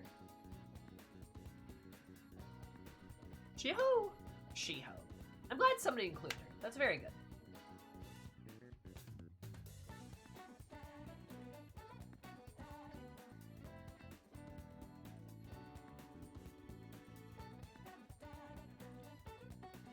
I'm gonna put her in S tier. Or A tier. My bad, not S tier. I'm gonna put her in A tier. She's underused. Shiho is underused. I would have liked to have seen more of her. That's why she's A tier.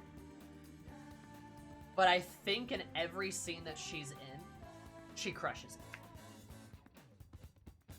I think she crushes it every time. She frames Kamoshida as the monster that he is. She frames Ann's character so well. And the interactions that you have with her too, while limited, are very good. Especially in the third semester, where you talk to her. And like you talk to her about Ann and school and things, or when you help carry her to the rooftop. I would completely agree with Nomad. She's the epitome of a small, or relatively small role having a big impact. I would have loved to have seen more of her. I really would have. I really would have. So that's why she's A tier. But I think she literally crushes every scene that she's in. I think she does a great job with every scene that she's in. Shiho could have been a really good star. I agree with you. I love Hifumi, but I think Shiho could have been a confidant. I think she kind of should have been, in fact, actually. What if she'd been the tower instead of Shinya?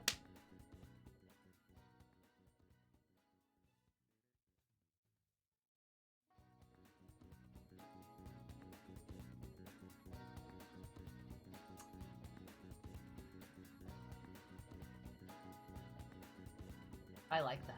I like that a lot, actually. I like that a lot. I like that a lot. She could have been a great tower. I like that a lot. Girl has encountered much drastic change. Much suffering. But still moves forward.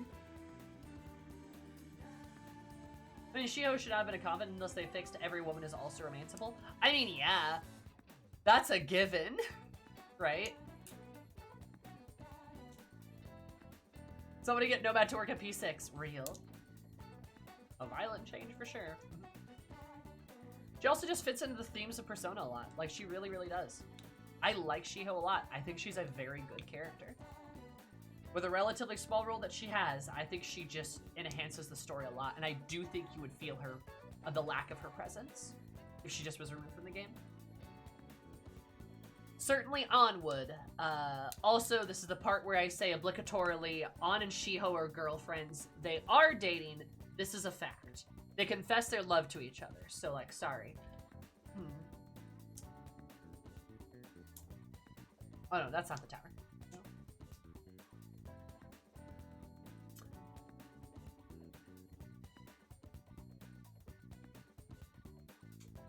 And then we have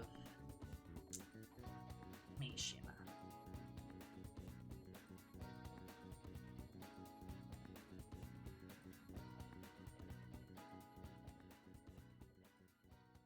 He's not F. I'll put him in C. This C position's probably generous, but I don't think he's that bad. I don't think he's that bad. Sorry, Lena. Sorry, Lena. She can hear me.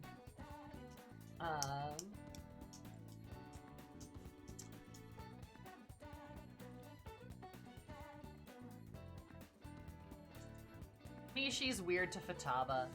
He's weird to a couple other characters. His story is interesting, and he does grow and develop as a character. Sludge is good. But guys, does anyone... I mean, does anyone like him? Like, does anyone love him? I mean, I think he works as a dude who sucks and gets it together. But that doesn't wash out the taste of the dude who sucks. Literally. I like where Mishi ends, but in between was just so awkward.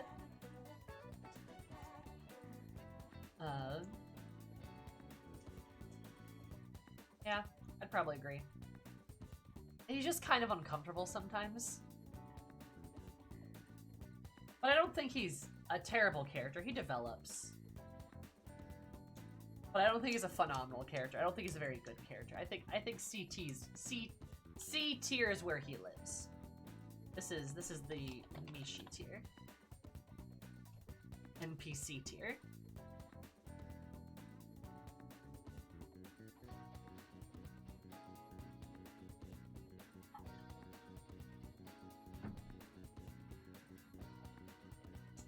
So, I'd throw him in C tier.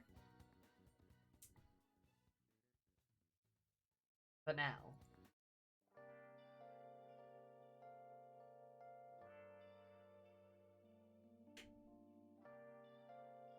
our man, the boy, the man, the myth, the legend. What am I even talking about? He's S tier. We all know Sojiro's S tier.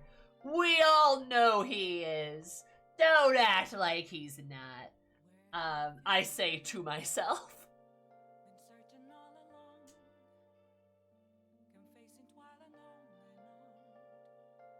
S in Sojiro stands for S tier. Yeah, I mean, look at this tier's getting kind of crowded up here. Wonder why.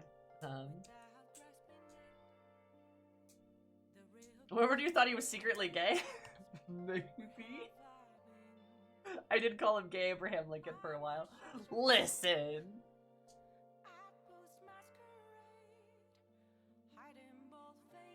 Yeah, I mean, look. It was only because he was all like, I love women. I'm a women liker. I like women so much. Women. That's me. Women. Yeah. And it turns out he was hiding his daughter. Right? You can understand how I might think he's, like, trying to pass himself off as a straight man. Like, alright? It's an understandable misconception.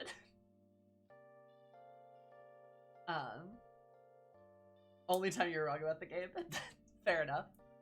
I mean, I knew it wasn't gonna be right anyway. I just, you know, like,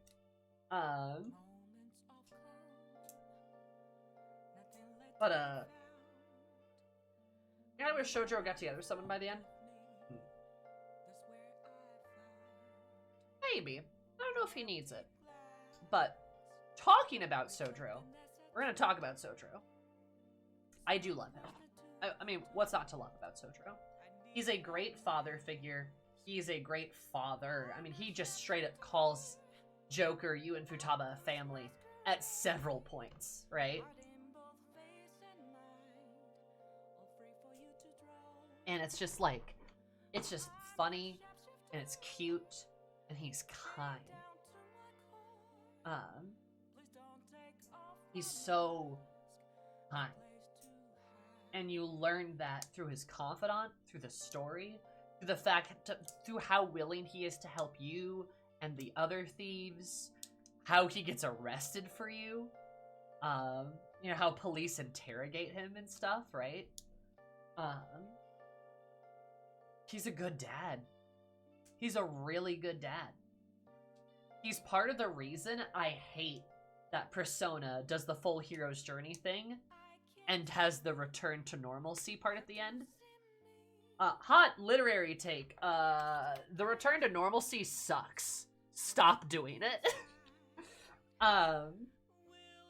It is kind of a hot take, but the hero's journey is like an everything, right? But the return to normalcy, the end of it, I always... it normally sucks. And in Persona 5, I think that's very evident, where Joker leaves. It just kind of sucks. And, like, yeah, they're gonna get back together. They're gonna see each other, blah, blah, blah. It's gonna be fine. But it's just why? Like, why? add to the story. It just doesn't. There's nothing wrong with being like, nah, this is your life now. And they all lived happily ever after. You know, there's nothing wrong with that. They should do that more. It's because Joker's actual parents suck. Yeah. Sojro's a good dad. Let him be a good dad. There's nothing wrong with that. So, yeah. It's weird. I don't know why they do it. They stinky.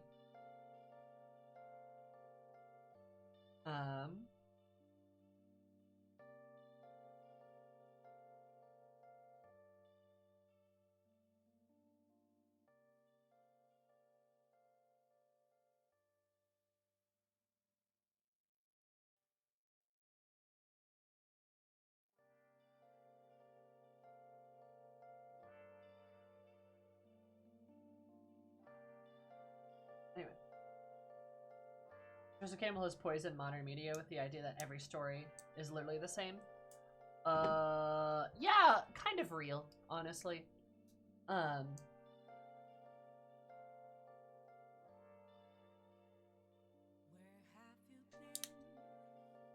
It's tough love act and act how he turns on a dime once he realizes Futaba invited you into his house. I don't know. I love Sojiro. He's a character I could talk about a lot too. Just, well, we've talked about him so much. Like, he's just a good dad. He's a good guy. He's got a good heart, and he's so kind. And sometimes seeing an older man, a father figure, just be so kind is really nice, and it's really heartwarming.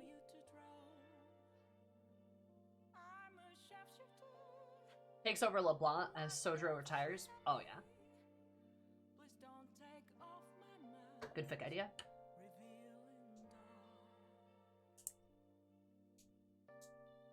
So. I know. I love Sojiro. He's great. He's just so great. Love him a lot. What's there to say about him?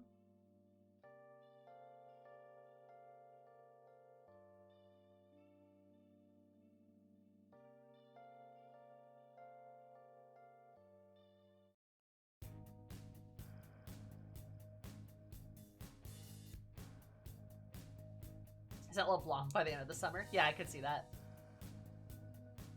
But, moving on to a weird character, Jose.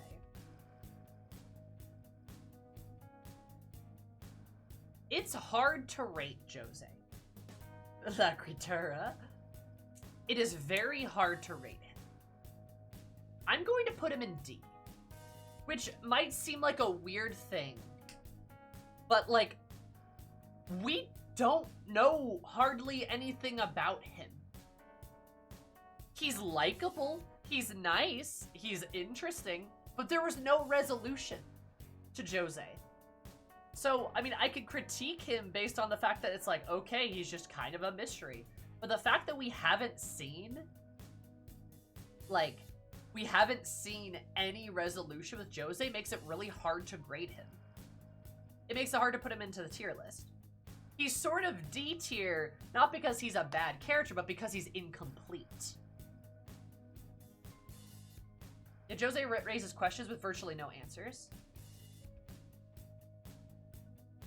I bet he will show up in Persona 6. I feel like that's exactly what it is. Jose seems like a good character, a good hypothetical Persona 6 character. Hypothetically, yes. I love him. I think he's great. I think he's good. I mean, I think he's nice. He's likable. But, like, I put him in D tier because, like, I don't know what to do with him. I mean, I could put him in F, but he's not, like, a failure, right? I think it's cool, but who is he?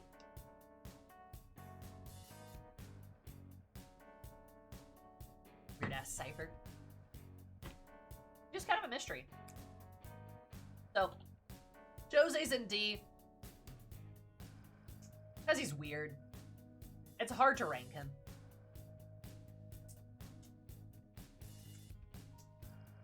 When the call finds P5R, he serves a mechanical purpose, raises questions, and just drives off in the sunset. You bet.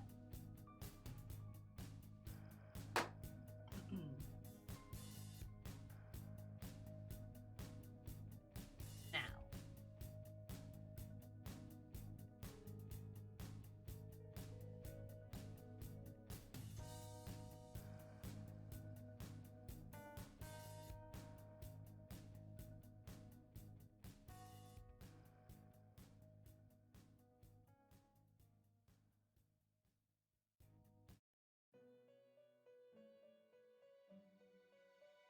How to find the music. All right.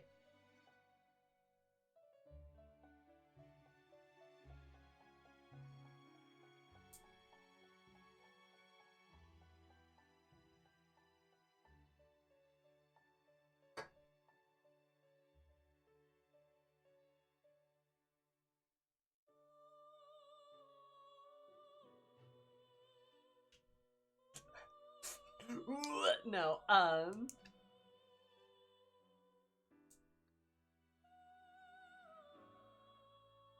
Justine and Caroline are some of my favorite characters in the entire game.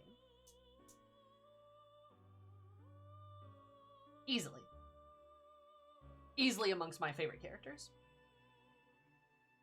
I'm a little biased, but I think they're some of the best characters in the entire game as well.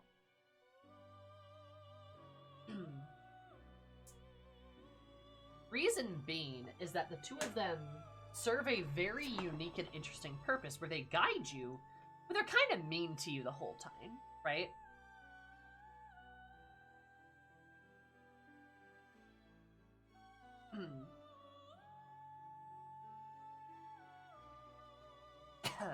Sorry.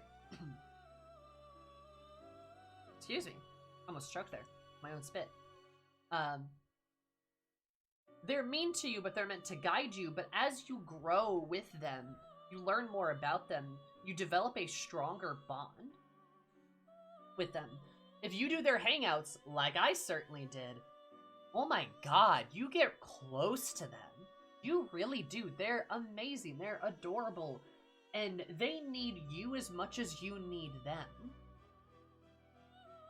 When you fuse them together to make Lavenza, it's sad, because it's hard to say goodbye to them, but they're still around, right? They're still with you, but they possess, I mean, they're the perfect personification of strength. They give you power, and they help you grow, and they give you this sort of indomitable attitude that they have, and then when they leave, you feel it, because they're gone.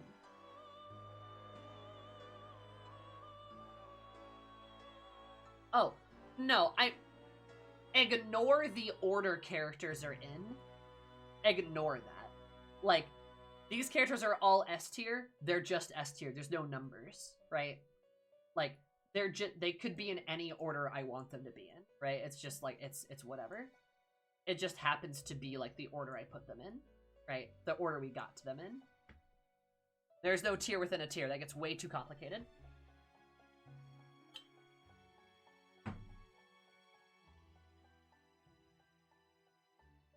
So yeah. I think they look better facing away from each other. Do you?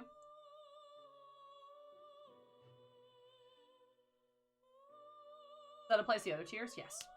There's no, it's literally, it means nothing.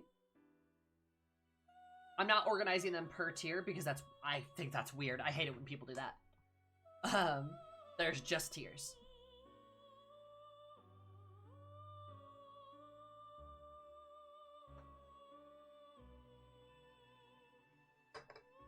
So, we're not, like, assigning them numbers. We're not giving them, like, special orders or anything. Anyway. I love Justine and Caroline. They're some of my favorite characters of the whole game. I miss them a lot. They're just really, really good. They really, really are.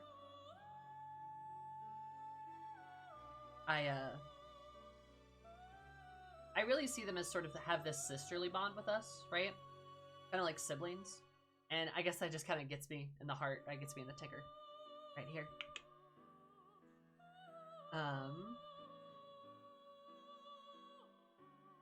I just love him. Like, I just really love him.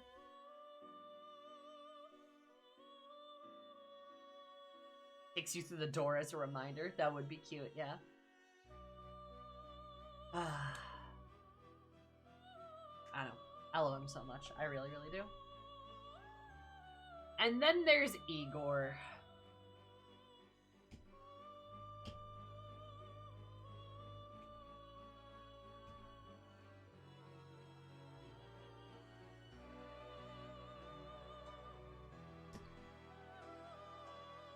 I mean, if he's Yaldablith versus Igor, that's a good question. I don't know.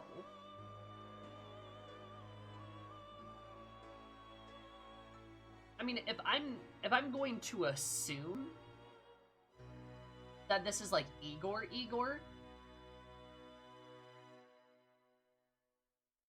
and is Yaldi the one who?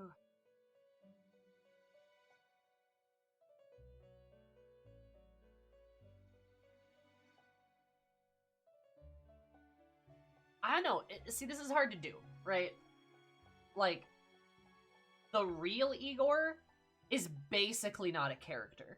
He doesn't really do anything, right? It might be more appropriate. Yeah, I agree. It might be more appropriate to see him as Yaldabrith.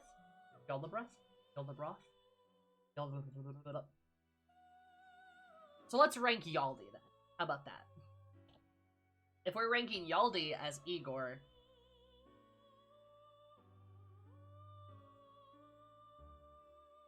yeah, real Igor only makes sense if you play the previous games. Yeah, I'd agree.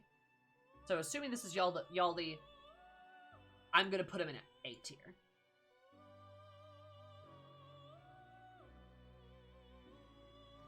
Yaldi, if we're gonna consider everything combined, Yaldi works very well for the game. He works very well for the game.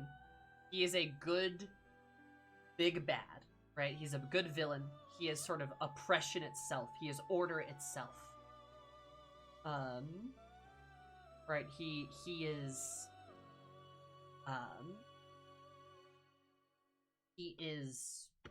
the antithesis of who you are, right? And he tricks you. The twist with Igor is good. It's really good that Yaldi is Igor, that he, split Lavenza, that he rigged the entire game from the start. It's really quite good. There is something that holds him back, though, and that's the fact that Yaldabrith as himself does come out a little out of nowhere. So, the more context but he's supposed to, right? He's kind of like a twist villain, right? But there is some parts of him that are just a bit too confusing.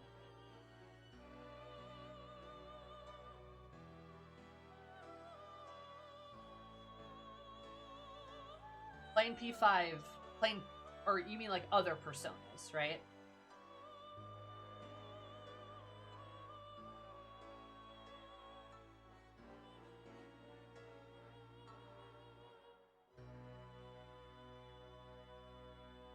But,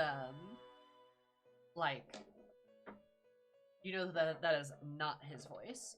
Yeah, no, and that's fair, but I didn't do that, right?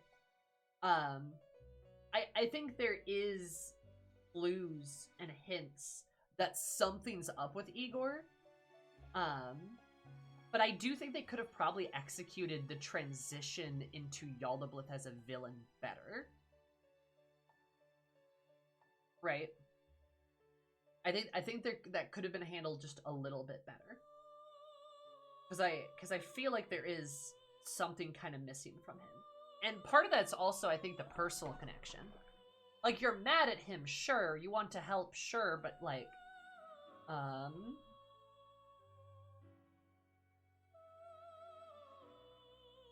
It's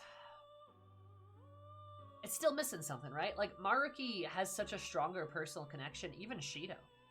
And Yaldablith just kind of doesn't. But, I mean, that's kind of this flavor of villain he's supposed to be. But I don't think it necessarily makes him S tier. You know what I mean?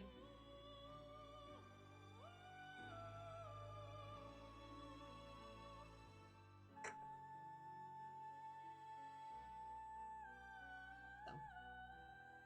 That's what I think about him. He's kind of a weird, it's kind of a weird spot. Kind of a weird character for him. A weird angle, I guess. Weird how impersonal he is, considering he's the first character you meet there and he's when you interact the entire time. Yeah, he's there the entire time, but you don't get that much interaction with him. I don't know. Baldi's still a good villain, though. And then we have another good character.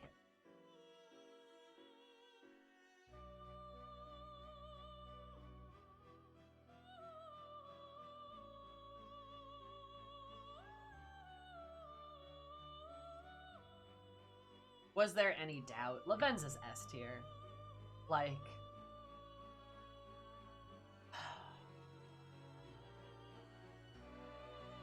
Was there any doubt? Look at her. Like... Lavenza's wonderful in every way. She feels so much like a sister to you. Well, while the twins feel like little sisters, I feel like Lavenza feels like a big sister to you. Somebody who's sort of there to care and help you. And there to say that she's proud of you after you've come so far and you've struggled so much. Remember how I broke down crying for 30 minutes? Yeah, I remember that. Yeah, her connection to Joker is... despite how late she comes into the game, unfathomably strong. She comes into the game so goddamn late, but boy howdy is she as a late introduction perfect. She is a perfect character. Every scene she has, perfect. Every interaction she has, perfect. What's up? Perfect. I love her. I love Lavenza so much. I love her so much. And she's so funny too, despite her seriousness, yeah. Megadio! Man, she's just great. Like, she's a great Jiminy Cricket. She's just great. Third semester, giving her more screen time to shine also helps a lot. I agree. Oh, screw it. Yeah, she's just... Lavenza's great. It was still sad to see the twins go, but she was a fine replacement. She really was, and she fits in the story perfectly. The whole butterfly, the whole symbolism, the whole prison stuff, I mean, I can talk about her for hours, but I don't think anyone's gonna agree with me on this. She's just great. She's just great. I love Lavenza. She might... No, she's probably like my second favorite character. You guys know who my favorite is.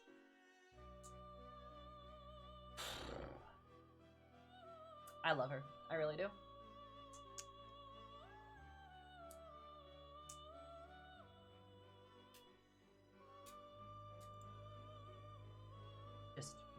Just fantastic.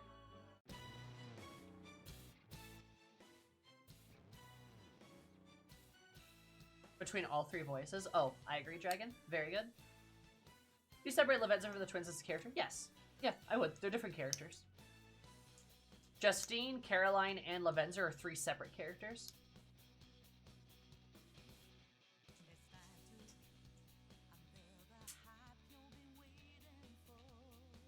I think she's great. I think she's best girl. You know? So, anyway, I think she's great.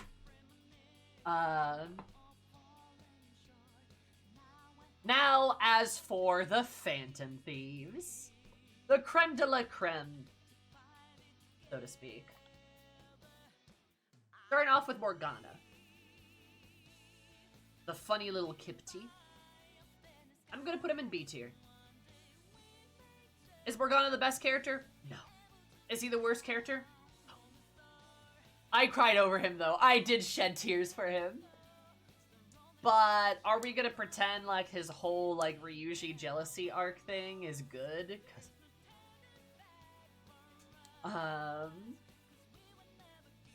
Morgana is a good character when they let him be a good character. Those are not B tier tiers. Yes, they are. Listen here, you little shit. But like,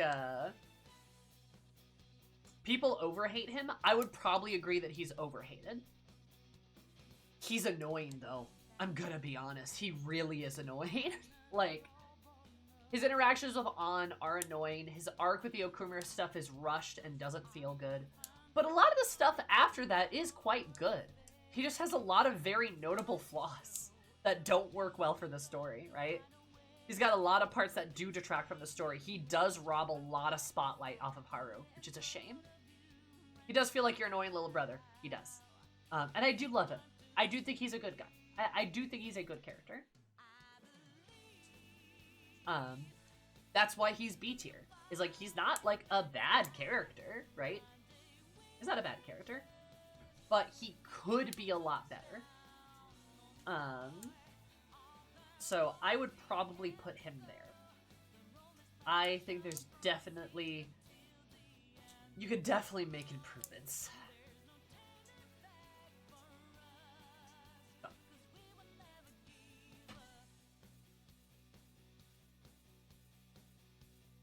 I like weirdly attractive human Morgana.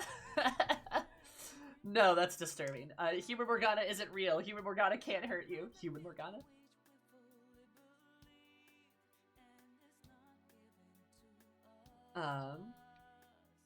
But yeah. I like Morgana. I do think he's overhated. But I think he's a fine character. There's improvements to be made, but he's alright. Because he forced you to go to sleep. Which is such a stupid reason. You know, like, it's funny, but when people make that their personality, like... See, like, jokes about characters doing stuff like that, they're funny until people actually start to, like, make decisions based off of just, like, a silly meme. Right? Like, a good example is the fucking Titus laugh thing. Right? It used to be a joke, and then people took it as fucking gospel and started hating the game Final Fantasy X because of it. Which is insane.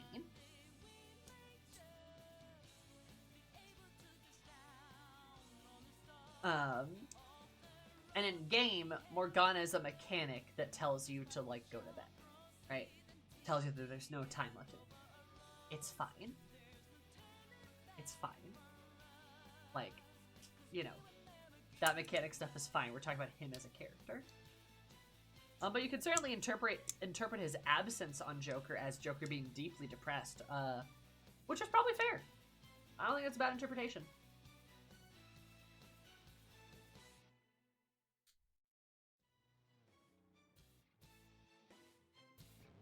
Yeah, no different than if Joker monologued, I'm tired, I'm headed to bed, yeah. The people getting weird about that is weird. Not a good reason to hate a character for.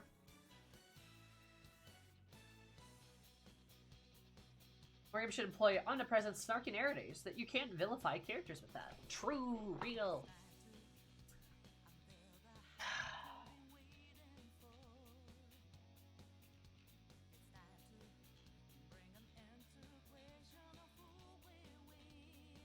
What if I just, like, move her to the end?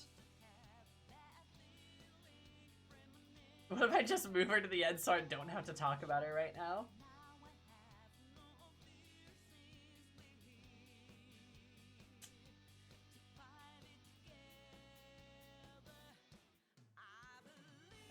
We should probably just talk to her.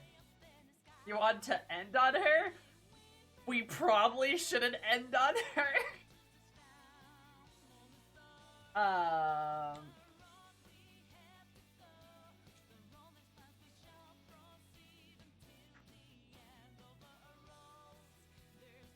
So, I'm gonna make a decision here that I think is gonna surprise a lot of people here.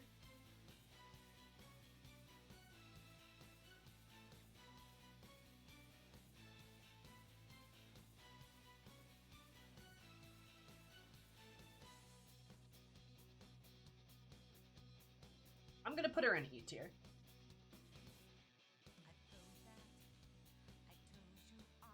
I don't actually think she's F tier. But she is a detriment to the game. I don't think Sumi is F tier, but I do think she's a detriment to how the game operates, and I think her character's deeply flawed, and they failed to properly utilize her. But I don't think there is nothing good about her. And that's what F tier means, right? S tier means you're perfect. F tier basically means you have no redeeming qualities whatsoever. And there are a couple of things with Sumi that I do think actually work, and actually work fairly well. Maruki, and her relationship with Maruki is one of those things. Additionally, the sort of twist of her and her relationship with her sister, I do think is also pretty good. It's a shame they throw all of it away. But I do think it's actually pretty good. Yeah, I think the disappointing thing with Sumi is that all her writing flaws are very, very fixable. Yeah, I agree. Just cut out a couple things. Add a couple things. Easy peasy, right? She is a sort of example of a really cool character concept that is horrifically executed. Just executed terribly.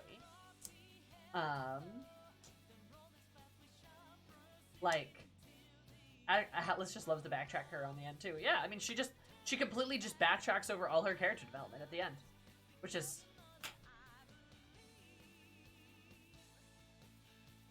cool, I guess. She should have been a femme Joker option, I agree. I think Sumi is just a deeply flawed character. I don't think she is irredeemable. Right? I don't think there's not a single good thing about her. I do think there are. And that's arguably where my frustration with her comes from. I have talked about her ad nauseum. I might even make a goddamn video about her.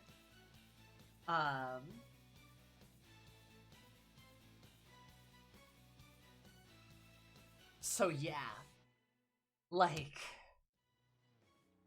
you know, I don't know, there's a lot to say about her, but I don't think she's F tier, which probably surprises people. There's an argument for her probably being in D tier. But I also want to illustrate how just terribly executed that she is as a character, right? She definitely belongs, I think, in this range.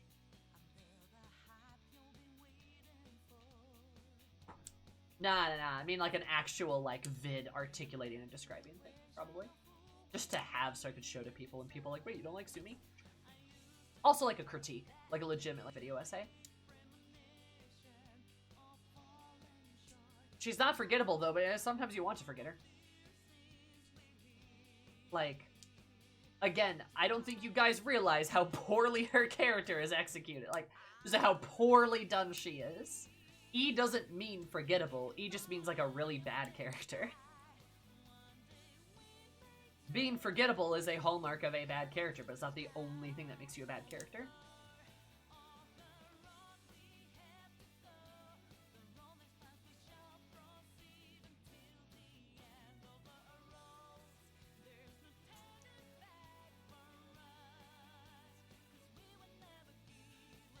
Yep. But no characters here made it into F tier. What do you mean? Are you sure? Dun dun dun. Nah.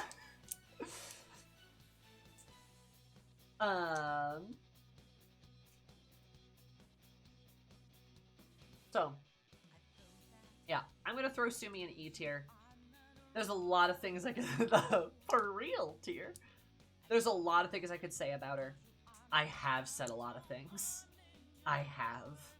So surprise everyone and surprise Sumi likers, I did not put her into F tier. You're welcome. Yes.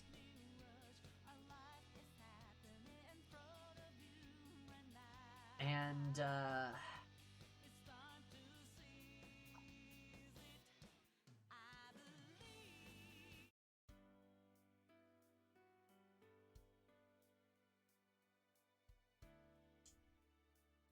then there's this boy.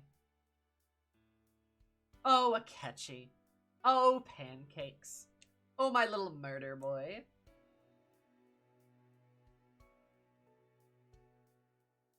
My pleasant boy.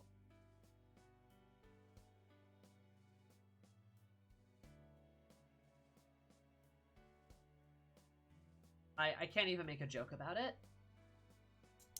I mean, Akechi's an S-tier character. Like, he's a very good character.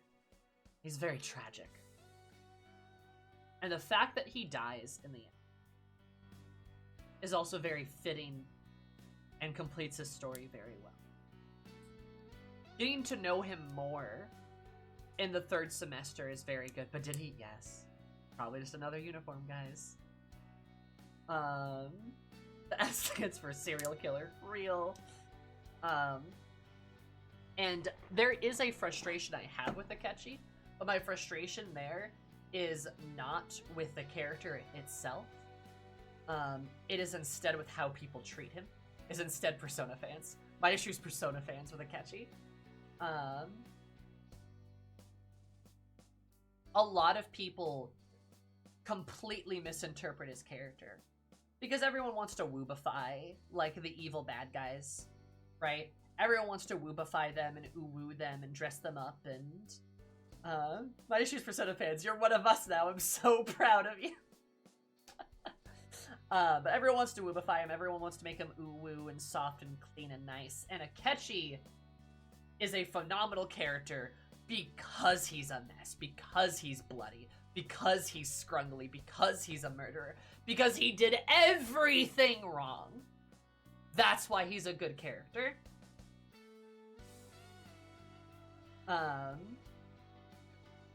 He did everything wrong, and he died in the end because he should have.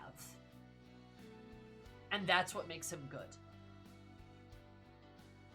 When people, like, woobify him, and when Fujoshis want so badly for him and Joker to be fucking all the time, and he's actually really misunderstood, like, that scrubs every ounce of good things out of his character. That just scrubs him clean of what makes him a good character.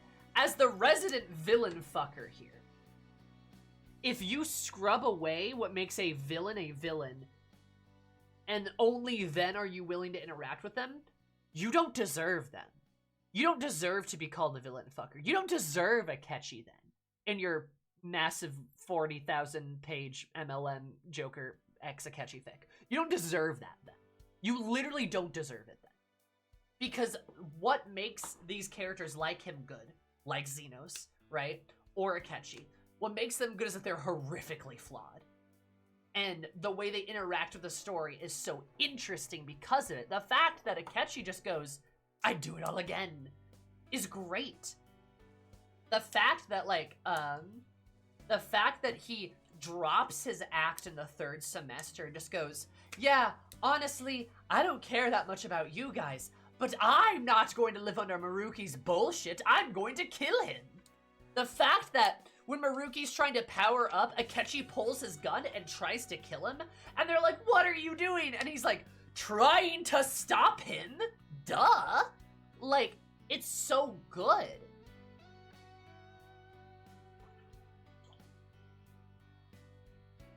It's so good. Like, that's why Akechi's a good character.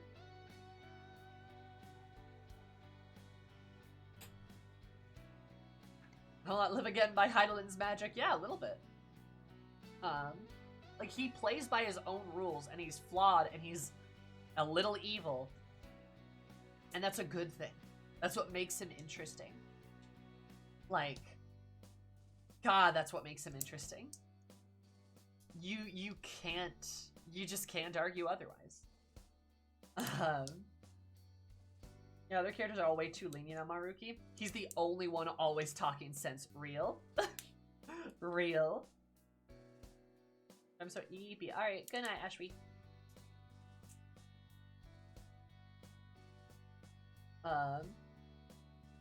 They're definitely so defined that nothing surprises him makes sense.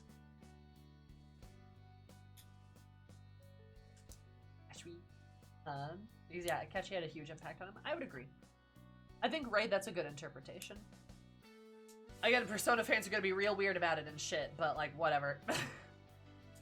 I think Akechi's one of the best characters in the game, and I wish people would love him for what makes him a good character instead of trying to scrub away everything that makes him good. Because it's sad and also concerning if you have to interact with those characters in such a sanitary way. There's something there.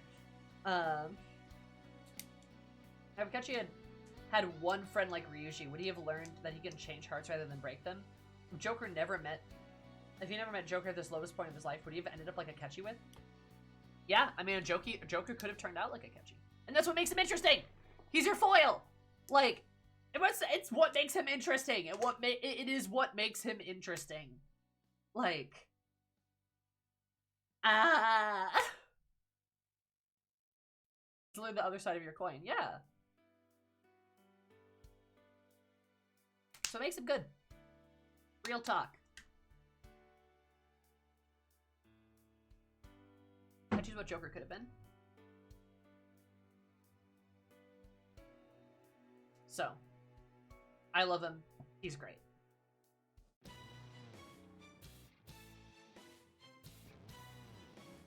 We have 2 foster puppies now? I'm scared.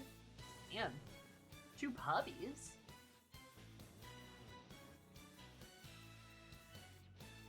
Moriarty and Sherlock team up and they're best buddies and they fight crime together and they're never enemies ever, and there goes all the actual drama and story, correct?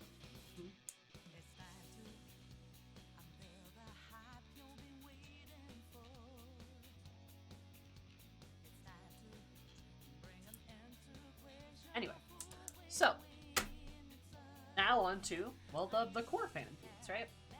Haru!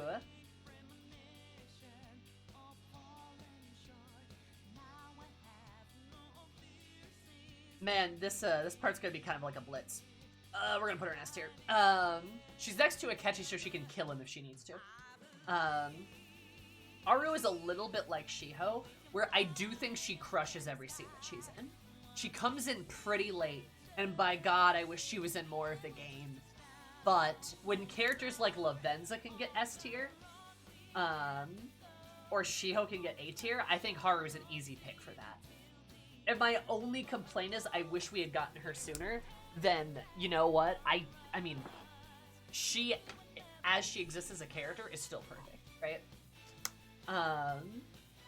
She is fantastic, and I think she represents this very gentle and interesting side of the Phantom Thieves, where she as a character is very gentle and sweet, but you see another side of her that's vicious and angry. Her sadistic side is fun because you see that there's something, you know, this sweet side of her is kind of holding something back. I would have liked more of that, honestly, but that doesn't really fit Haru's character. I want in P6 a character who is very sweet and nice and is like a total psychopath. Like a mix between Haru and Akechi, except maybe not like on your team. That'd be very fun. She's a secret barbarian and is scary and cool and endearing. I agree. Haru is fun. She's a great addition. She's a great Phantom Thief. And her as a sort of like rich girl who has a big heart and a whole lot of willingness to fight is great.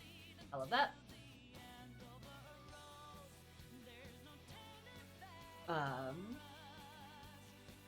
Like, I think Bloody Horror is something you can totally fail to notice and only makes it more endearing. Whole lot of cash. The narrative might have been better without her. No, I think you'd feel her. I really do think you'd feel her presence, her lack of presence. Because she adds an angle to the Phantom Thieves that they don't necessarily have. You've got Ryuji, who's kind of like, you know, the runner. He's the chariot. He runs in, he fights, he tanks. An is sort of this like social character. She talks to people. She's charming. She's a mage, right? Yusuke is sort of this, this, assassin, this sort of warrior, this sort of, swordsman, and this artiste. Makoto's the actual leader. She's this genius, and she's this, like, just powerhouse of a fighter. Futaba is also occupies this brains and technological role and this support role, and Haru occupies a sort of like glass cannon, sort of like loving of heart, but a firm reminder of what you're doing and why you're doing it. And again, her willingness to sort of big DPS shit is great, and her ability to do so. So she fits a mechanical role and like a thematic story role. You know what I mean? Is Haru's love for women heroes and An's love for women villains? I just think that's cute for them. I agree with you. I don't think the music get out of here. Is absolutely crucial. I think it'd be a lot weaker without a victim in your ranks. I agree. Her being a victim in your ranks too kind of reminds you why you're doing this, especially at a point in the game where the fame is at an all-time high. Right? So I think she's important. I think she's really, really important. It's a great addition. Speaking of great additions, Futaba. She goes in the Futaba tier.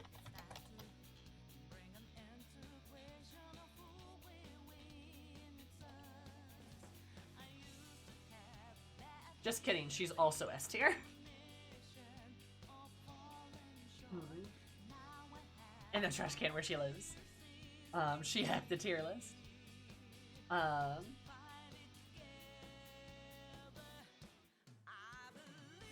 Affectionate. Futaba tier seems to be below S tier instead of above. True. Real. But Futaba's a great character. She's a really, really good character.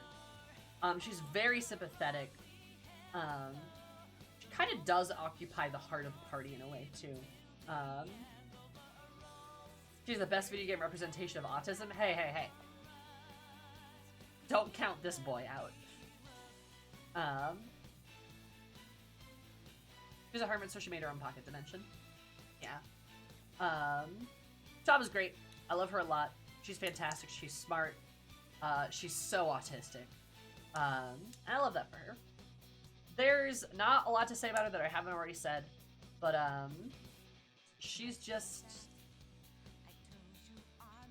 There's a whole lot of love in her heart. She's funny, she's a little gremlin, and she's very good at staying relevant. She's very good at using, like, her skills to benefit the Phantom Thieves and to show that she has a place, even if she's not on the front lines fighting every time.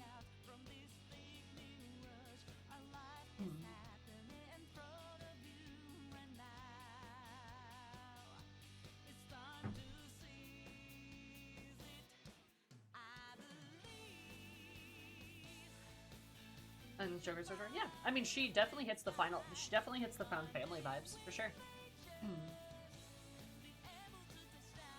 Futaba's one of the best characters in the game, easily. And we all know it. I feel like I don't have to defend her that much, like... She is very present with Phantom Thieves when she joins, for sure. And you get to spend, like, an entire, like, 2 weeks of summer vacation just bonding with her. And the other thieves, too. And it's very good, right? And that's very, very well done. And we love that for them. Good shit. So, yeah. I mean, I don't have much to say about her. She's just great. Yeah, her finishing attack is so good.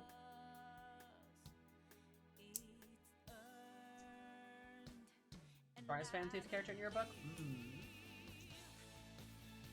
Maybe.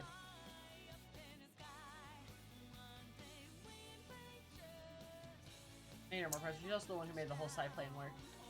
That was a group effort. That was definitely, like, you can't pin it on anybody because everyone worked really hard for that plan. Futaba is definitely an essential part of the Thieves, though, but I would argue that's true for, like, all of them. So, like, you know, don't go around, like, putting down the other Thieves' roles to lift Futaba up. She doesn't need that. She's great on her own.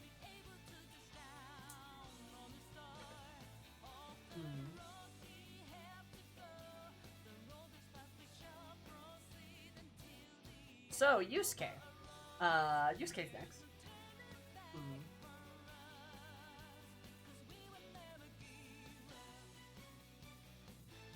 I like Yusuke a lot. I like him a lot. Speaking of autistic characters. But I would put him in A tier. I would not put him in A tier. His introduction's brutal. It's bad. It's bad, and it is a disservice to him as a character. And that sucks. Once you kind of get outside of it, really once you even get outside of the Madarame Palace, like the last half and onward, he's great. He's great. He's fantastic. I love him. Love him lots. I really wish they had a better introduction for him, because it really, it is the thing that it keeps him out of S tier. His intro is the sole reason why he's an A tier.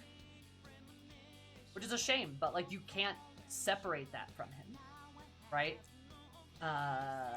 They just decided to make him creepy. Cool. Fuck off. It sucks. It just sucks.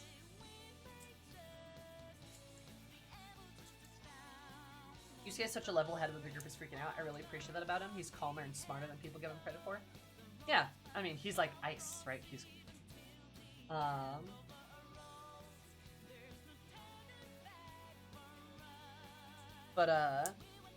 yeah. So...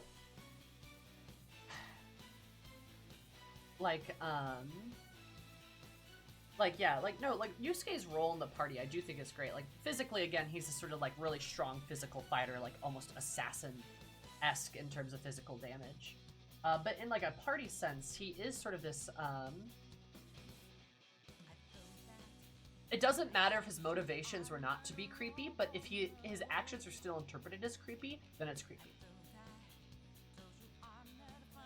The road to hell is paved with good intentions. Like, you can't... If somebody behaves in a certain way, and they don't mean anything bad by it, but they still hurt you, then they still hurt you. And that is still real. And you are still responsible for your actions. Right? If you accidentally punch somebody, you still punched them. Don't just walk away. You at least say, I'm sorry. You know?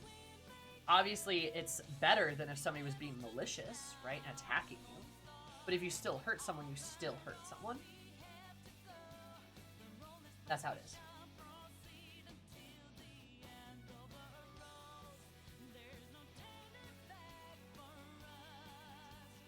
Talking about kids with abusive parents who just, despite the abuse, still have good memories. Still something there I want to come through. It's just heartbreaking. Yeah. No, for sure. There's a lot of good to Yusuke, though. He's fantastic. I love him a lot. He's really good.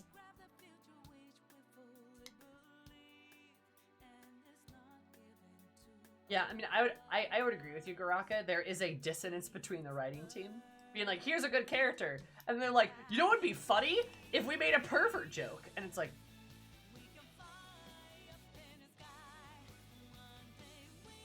Really, guys? Like that's my reaction to it. So, yeah. Anyway, on.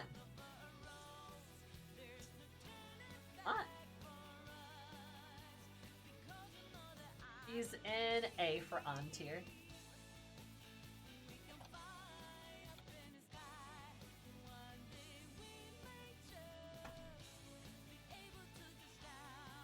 On, my daughter. On does suffer in certain parts where the writers are just like, what if On was sexy and we made that a joke? And I go, what was the whole point of the first palace, guys?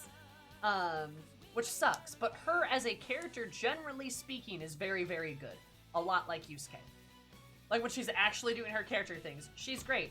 She's a little awkward, she's a little silly, and her acting skills improved.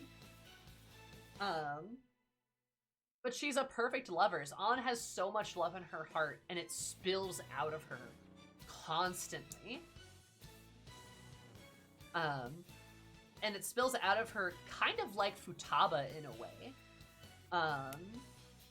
Which is, I mean, just really well done. And I do think that despite her flaws, she still is an A-tier character. Because her effects on Joker, her effects on the party members.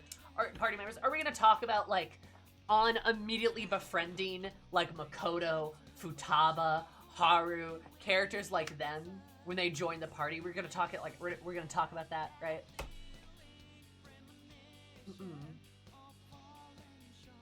Feel like your confidant could have been better? Yeah, probably.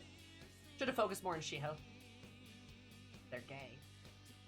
But yeah. She's a great ally for all the characters as they go through shit. Yeah, she's a great supporting character. I'd agree. The whole apology / crepe scene with the Makoto, yeah, it's very sweet. And takes it all personally. Good. Sometimes you want somebody to be emotional. That's good. An's very emotional for everyone, and that's a good thing. Sometimes you need that. Especially with how he sticks her up some of these characters' asses. You know, so it's good. I like her a lot. I like An a lot. Good shit.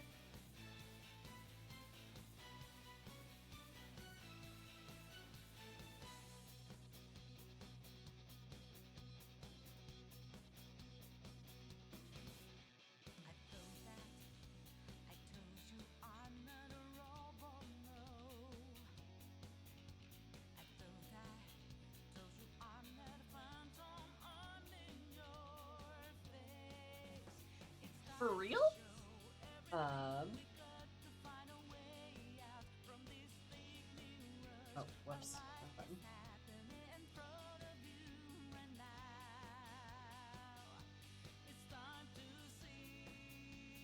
I agree with you, Pastel. You for Bancho. No, or something. Ryuji, though, gets to sit next to Morgana. I think Ryuji's a BT character. I don't think he's terrible, but I do think he's a definitive step below somebody like An and Yusuke. Right? If An's writing fails her, God. Oh boy, does Ryuji's writing fail him. Like, ugh. His like third semester shit is actually pretty good. Sorry, I'm getting texted.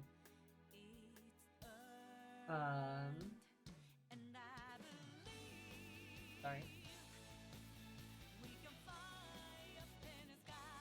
Sorry, my mom just sent me a picture of my dad falling asleep on the couch holding a cat. Being asleep like this. It's great. Anyway. Yeah. Ryuji being the most vocal when defending his friends is so good. Constantly defending Haru, Joker, whoever makes him shine. Yeah. Him going up to Shugamaru and being like, I'm gonna fuck you up. Him running in front of a car. Great. Him running to get the lifeboat when the yacht is sinking. Great. Like, yeah. And then they beat him up for it. It's funny, but like, guys! Yeah, like, they just don't let Ryuji have good moments. They always fucking kneecap him. Like, because, like, they beat him up for it because he comes back and he's all like, you guys were worried? I'm going to make fun of you now. And it's just like, you know, why?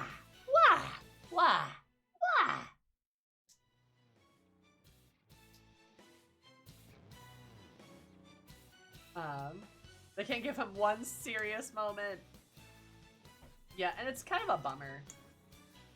It feels like they wanted Joker to get all the love. A little bit.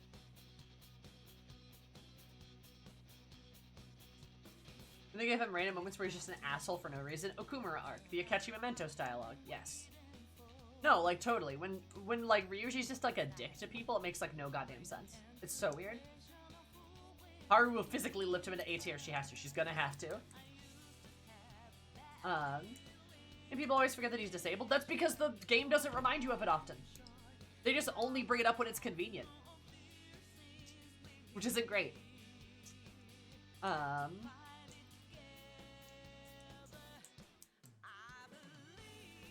So, like, I don't know. Ryuji, in my opinion, is solidly in B tier.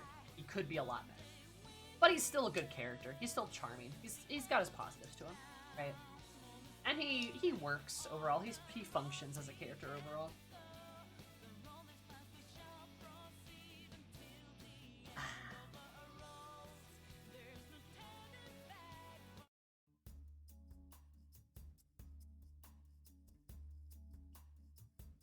I mean, he did try to kill his BFF, and then he killed Haru's, you know, dad, and Futaba's mom.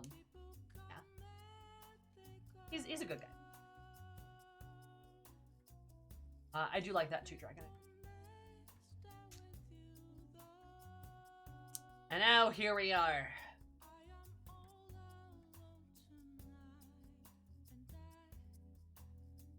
Jazz Club, you bet. We're gonna talk about Makoto. Actually, realistically.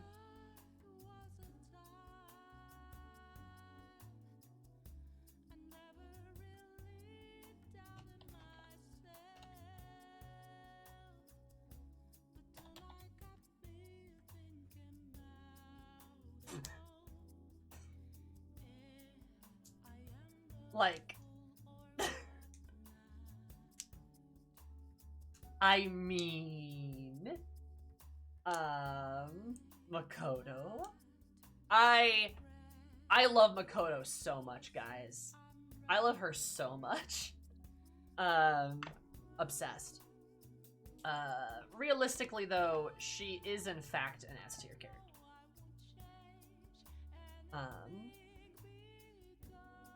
Reason being is that the fact that Makoto, realistically speaking, she is in fact the leader. She is in fact the leader. She is in fact the one making all the decisions. And then there's a couple of times where Joker goes, yeah. And that's what happens. She's the strategist. She's always coming up with the plans. Vanilla Portrait is so cursed. Oh yeah, because it doesn't have the collar, right? And she has some of the most spotlight on her through the entire game. We get some of the most screen time is owed to Makoto. We get to see her develop over multiple palaces, in Kanashiro's, in Sai's, in Shido's, like, and just in so many. It's just like her presence is so important. You would feel the game just could not function without her, honestly. Like, she is just such a powerful piece of the game. And she's great. She's really good. The best criticisms I've seen against Makoto are literally just people that are mad that she gets in the way of the Akashu ship. Maybe some of her stuff with Sai could have been emphasized better, or some of her family stuff could have been emphasized better, but they do talk a lot about it.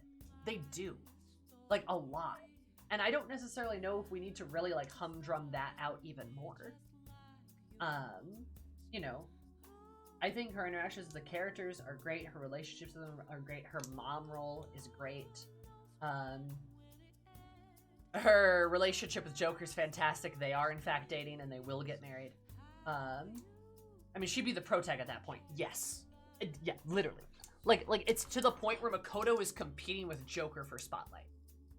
And there's points where she definitely outshines him. You know what I mean?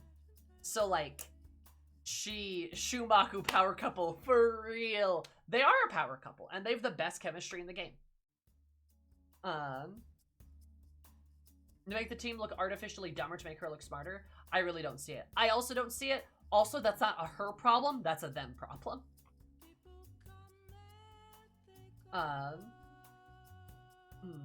Like, you know what I mean?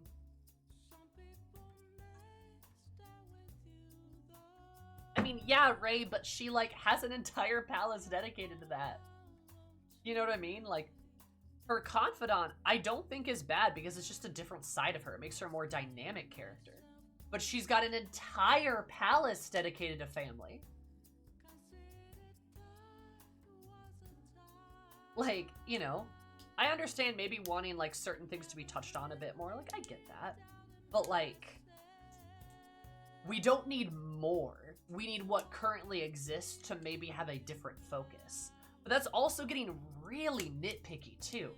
Like, we're gonna get really in that, like, into the minutia of how things are written, then we can shuffle this entire board even, right?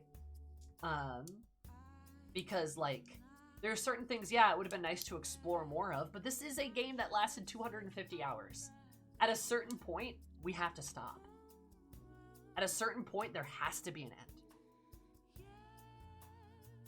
You know what I mean? People complain about her getting too much spotlight, but again, that's not a her problem. You're right, it is not a her problem. In fact, we should be lucky that it's her getting the spotlight and not, like, Ryuji. You know what I mean? She gets too much spotlight. Also, they should explore her more. Which one is it, bitches? See, and that's like arguments like that are things that tell me that Makoto is just a very good character. She's just perfect, right? It's because people can't even agree on criticisms. And again, so many of the criticisms I see against her just are not good at all. You know, it's stuff like that. So I do think she's very, very well done. You don't have to... She doesn't have to be your favorite character. She's mine, obviously. I'm biased.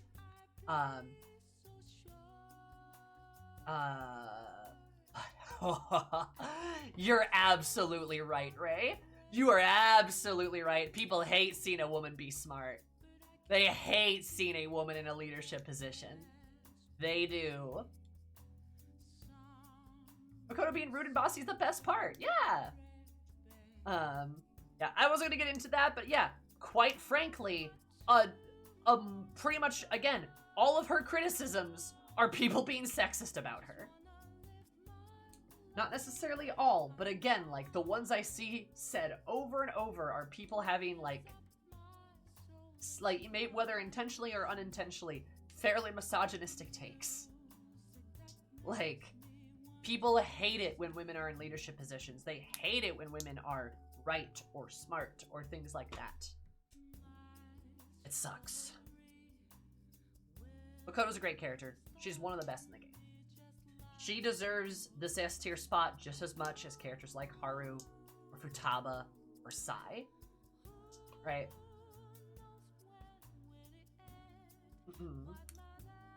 So, while I am biased, I think you are hard-pressed to argue otherwise that she's not S tier. Just saying.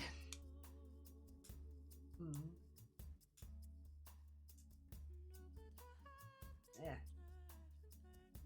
And then finally, we have Joker, who is kind of a weird case. He's kind of a weird case. On one hand, I mean, you could put him in S tier. But on the other hand, does he deserve to go into S tier? Or is he actually probably like C tier? Or is he just in Joker tier? Because he occupies a really weird place in the story. He is the main character without being characterized as fully as some, but is characterized enough to still make him a character. Like, it's hard to put Joker somewhere. Silent protagonists are weird like that. He's not even technically a silent protagonist. He does talk. Like, you know, he's not a true silent protag, which again is why he's so weird. It's weird to rate him. And Morgana, yes, and Morgana does fill that mouthpiece role better. It's like he's some wild card. A little bit. I think I will just place him in S tier. one, it makes it so Makoto and him are next to each other, which is good. But two, I think it's kind of like we have to think about how Joker affects the story and how he affects people's lives, and it's always very positively. It's also in this very interesting and like loving way. It's like one of Joker's kind of unequivocal qualities. Well, he doesn't have a ton of qualities because again, he's this weird sort of perspective that we see the game through. He is a character that is filled with love and courage.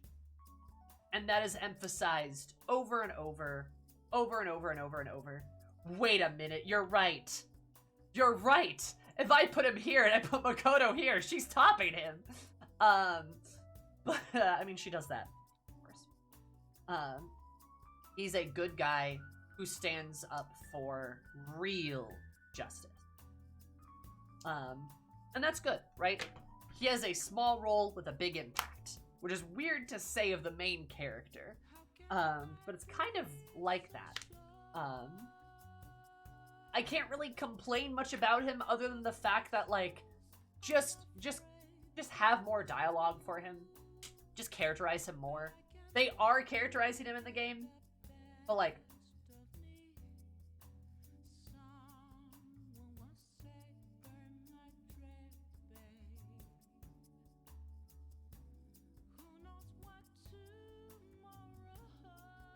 sorry, my ear just rang at me very loudly. Sorry. My ear just like popped. We're good now. We're good now. I hate that, yeah. So, Joker's a weird character to place because he's literally like the camera, but he's also not like the camera. He's also like a very active participant in the story, right? So it's hard to place him, but if I had to place him, I'd place him in S tier because it's hard to complain about him, right? Especially the aspects of his character that exist, right? So that's where I would put him. That's what I would say. That means this tier list is complete. As you can see, one of Persona 5's greatest strengths is in its characters. The vast majority of our cast is in the top 2 tiers, right? They are in the top 2 tiers. And I would even say, dagnabbit, nobody's in F tier. There's not a character that is so bad, there is nothing good about them, right? There are characters that are a bit rough, that detract from the story. There are some weird characters that you don't even know why they exist, and there's some characters that are a bit middling. But there are characters that are charming and fun in their own regard, even if they are flawed, and characters that are fantastic, and you would feel them if the story were gone, and characters that are dynamic and wonderful and perfect. Great.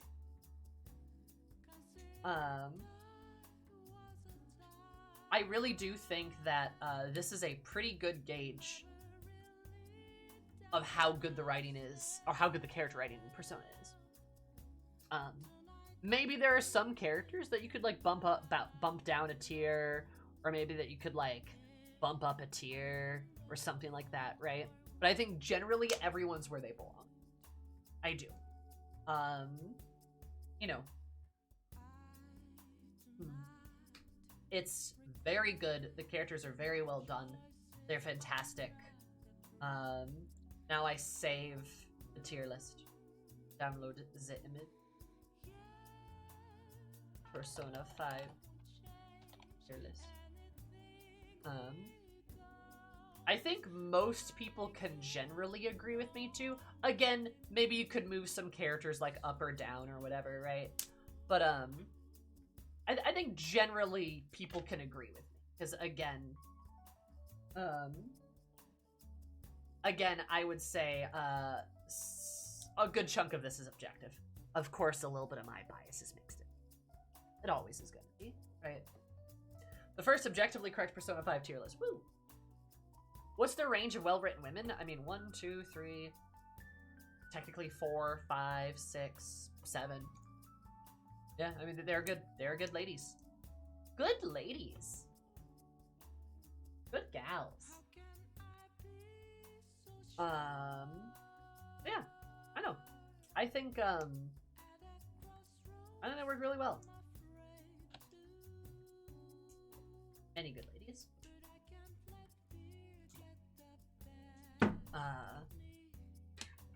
Yeah, the lady Phantom Thieves are a bit better, and I mean, you can kind of see that with like Makoto Futaba Haru. Boom, boom, boom.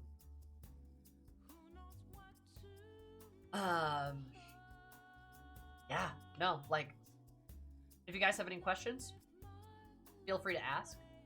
I'm happy to answer questions. I'm happy to talk about stuff. If you want to hear my philosophy or thoughts on things, feel free to ask me. But I'm gonna go pee. So if you want to ask anything, message it in chat. I'll try to get to it, assuming chat doesn't move too quickly. But I want to go pee. I've also been talking for like 3 hours straight, so my voice is a little hoarse. Hopefully we'll be able to start Persona 5 once we kind of get through some stuff. I'm not sure how far we're gonna get, but I guess we'll see. So, 1, 2, 3, BRP. Here, I'll even do this.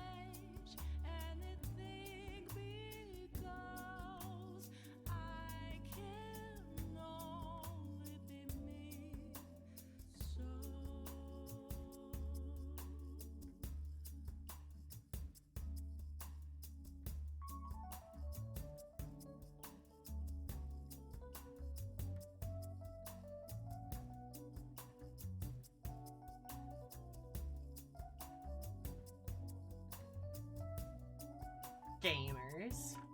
What's up?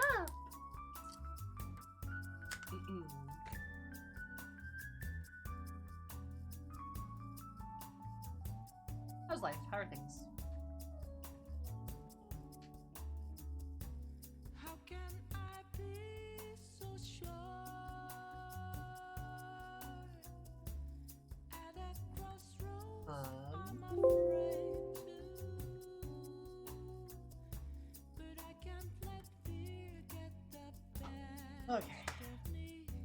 Any questions, chat? Any questions about the tier list or my Persona 5 playthrough in general? Any thoughts, feelings, emotions? Do you want to shout at me and tell me I'm wrong? People on the internet love to. Just wanna live my life the way I want. What fills up my soul? For chat dark. Oh. I like your list. Thank you, Lynn. You have good taste. I'm not surprised.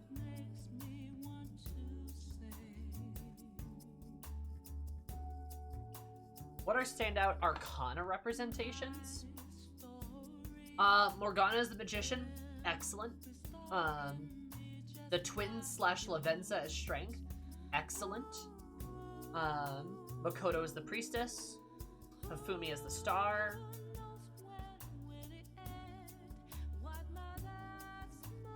Ryuji is the chariot. Very good. I'm doing golden. I have no way to play the original P4, unfortunately. So I will be doing golden. I like your list, but if you only made me like Sumi more, it might be a terminal contrarian. Probably. E5 as a fool's journey. I mean, it's very good. They could have done more with the world, though. Squints. They could have done more with that. But like, you know, I get it. It works fine, I think. But the game shouldn't necessarily focus on that, and it didn't necessarily focus on that.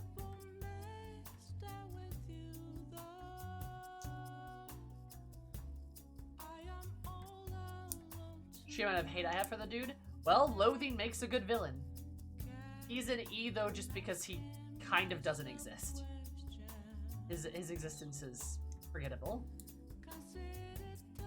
Worst confidant? Do I say Ouya? It's probably not Ouya. Might be Shinya's tower. I don't like Ouya as the devil, but Shinya might be, in fact, the tower.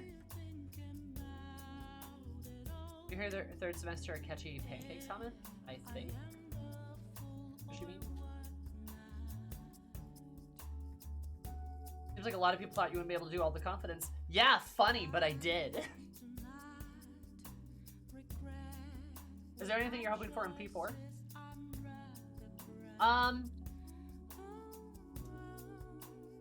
I'd love some more, like, Gnostic shit. Some more, like, religious imagery. Some more shit like that. More things like that. I am a little worried about P4, though. I'm gonna be honest. I'm not sure I'm gonna like it that much. But we'll see. Do you relate to the most of the P5 cast outside of Joker? Oh, I don't relate to Joker at all. Not even a little. Yeah. Like, not even a little bit. I can't relate to Joker. He's unrelatable to me. Am I gonna watch the original Vanilla Good Ending? Probably.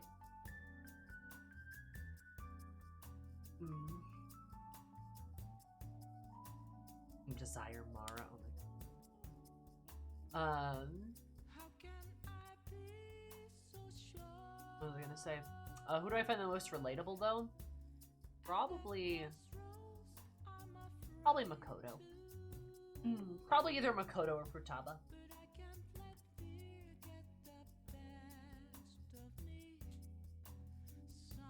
Oh, the Sumi Showtime, right. Yeah, don't worry about maxing all the people in P4. See, that kind of makes me sad, though. Like, if it's just impossible to do it, I'm gonna be a little bummed. Because, like... you know, like, I want to play... I want to see what the game has to offer.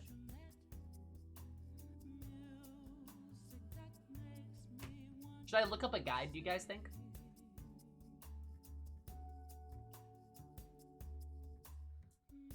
P3 is impossible without a guide.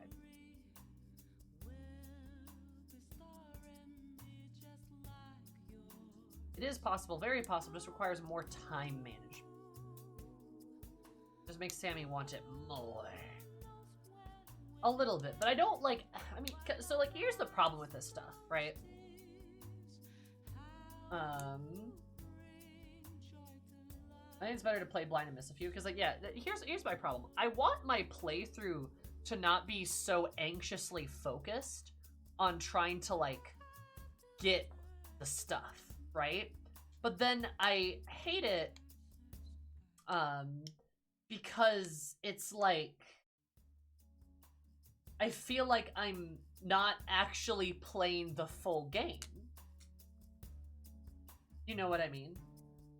Like I'm missing parts of it, which I'll be honest, suck. That sucks ass.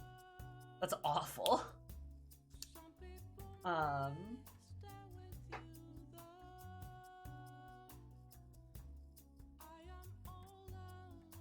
Maybe watch the different comments you didn't max on YouTube. Yeah, but that sucks. Like, you know? Or play it blind, get what you get. Yeah, like, I want my playthrough to be genuine. Like, I don't want to, like, use a guide through it, but, like, I want to play the game.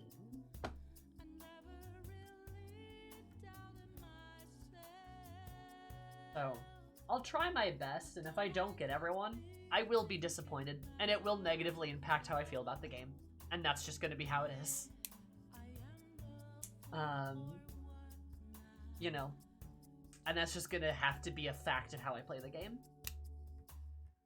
For a game that's half social sim, I think using the guide sucks the fun out of it. Yeah, and I would probably agree with that.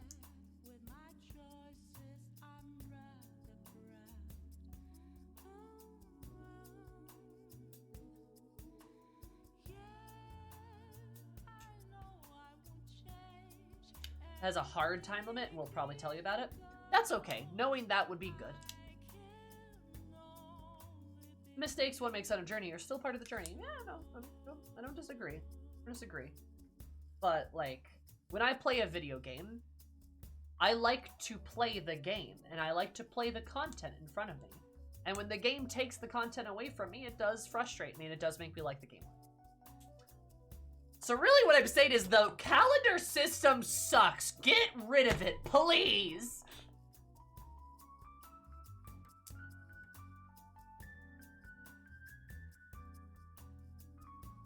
The calendar system's bad. It's bad, guys. It's bad. How can I be so sure? Yeah, there's like bonus golden content, isn't there? I should probably do that, right? Playing casually, you at least do like 90% of the social links since you're so focused on maxing social stats like early on, like you on 5, you'll be fine. Alright, fair enough. That's comforting to know. There's a social link you must do to act on it? Okay. Well, I probably should do that then.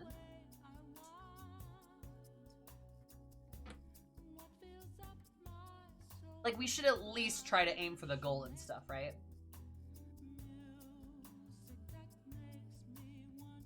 I mean, if the calendar system's never removed, that's fine. It's just a lesser game. It's just worse. Well, it gives you a lot more free time later on. That's good, yeah.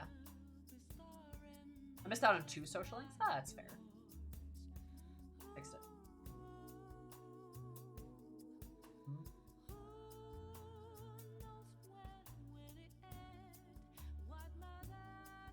No, somebody told me explicitly to max Maruki. I was told to max Maruki, Akechi, and Sumi.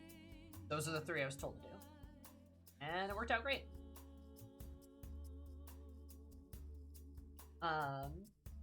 So yeah, for Persona 4, I mean, I'll probably do... I mean, I'll try my best. And we'll at least really, really aim for the golden content. Because again, like, important. And then maybe, yeah, I maybe miss a confidant or 2, and if that happens, that'll be fine.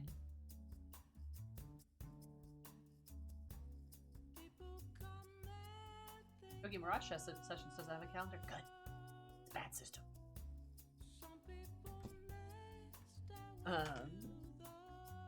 Maybe that's my hottest take, and I don't know. There's different beats though impossible unless you do everything perfectly. Yeah. I like guys like you guys know what I mean though, right? Like it sucks to play a 200-hour game and be locked out of content because you literally couldn't do it. Like you know that, right? And then to have to like get that content, you gotta play another 100 hours of the game. Like, and you gotta replay it. Like, that sucks. That's not good. That's just a bad game design. Like, why hide parts of your game? You can argue, oh, but it's part of the appeal. It's like, no, it sucks. Like, you buy games and you spend time on games. Play them. I do not have infinite time to play video games. Persona 5 took me 7 months to complete. If I missed something and I had to play it for another 4 months to get it, I'm just not gonna do it. That sucks. Like, if I paid $60 for your video game, I should be able to at least get everything I want on my first 250-hour playthrough. 7 or 8 months, right? Like December, January, February, March, April, May, June, July. Yeah, it's actually more like 8.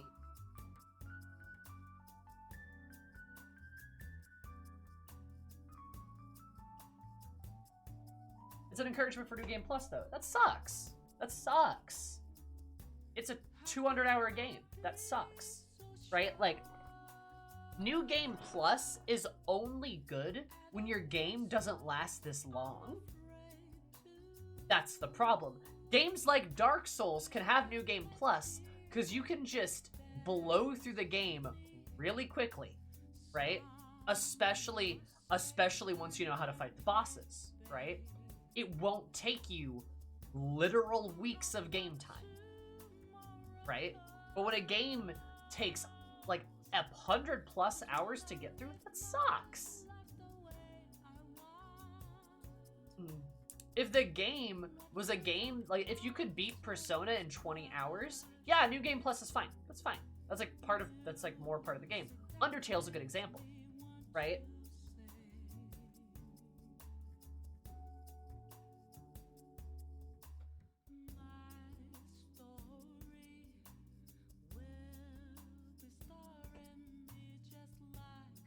So, yeah. Resident Evil games are perfect for multiplayer playthroughs. Yeah, oh, yeah. That's a good example. I mean, what? How long did I play Resident Evil 4 for? How much was my game time in Resident Evil 4? RE4. Yeah, it was like 25 hours. Totally fine. Resident Evil 2, that was also like 25 hours. Right? Yeah, like, that is okay. But again, when it's hundreds of hours. And sure, the New Game Plus will go faster because you can skip through some of the dialogue, blah, blah, blah. But you're still going through hours and hours and hours and hours of the game just to see 30 minutes of something. That sucks.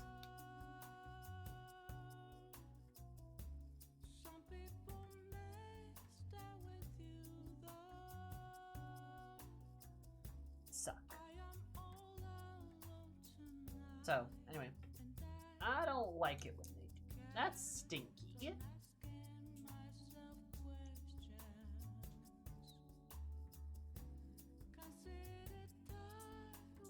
So.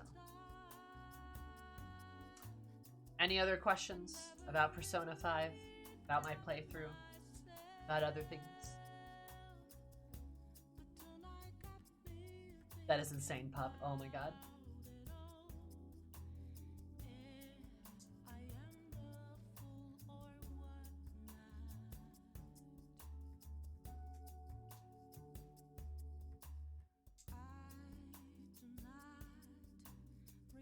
Or change 3 things about P5? Calendar system, get rid of it. Calendar system, get rid of it. Not all the women should be romanceable. And especially, you should, not just be allowed to cheat on all of them. Boom.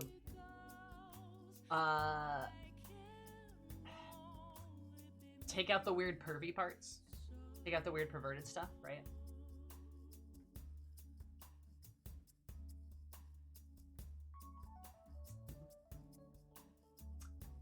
We're gonna watch the harem scene? No, I don't want to.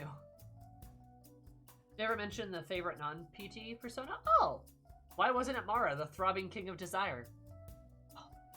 My favorite non, like, fan thief persona? Probably Lucifer. I do like my boy Lucy. Either Lucifer or, like, Sibel. I liked Sibel a lot, too.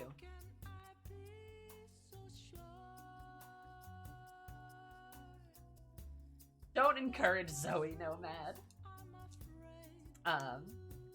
Yeah. I like to illustrate that here. P5.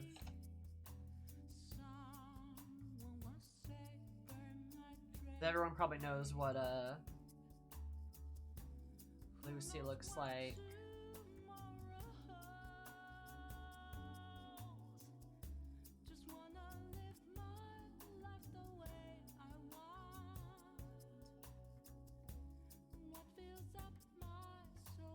Oh god, why are you like so zoomed in? Yeah, it'd be either Sibel. I do like her. I do like the just hot demon blue lady with a smug look and swords, and she's floating. And also just Lucy. Watching Chet help you fuse Lucy was a fun time. That was very good. I did very much like just how insane we were all going. I was like, alright, well, like, okay, what do I fuse next? What do I do next? Ah! It was great. It was great teamwork. But I also encourage encouraging me. I asked the question first. I'm going to elect to ignore that, Nomad. That was Zoe's question. I also liked, what's her name? I want to say Macbeth, that's wrong. Cucullin's master. What's her name? The goth lady with the cool hat. Skatak. Her. I like her.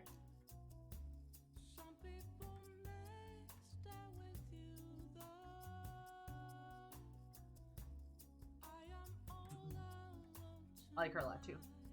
Skaha. Skaha.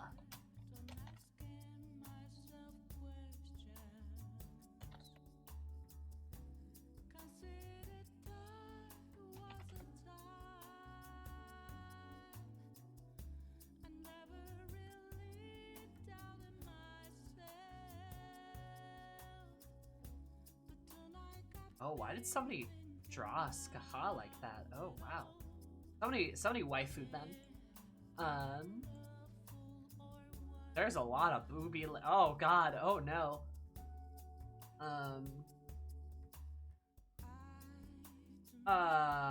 I'm seeing a lot of her right now. Anyway. Oh, wow. Oh, wow. Sammy, focus, focus, focus.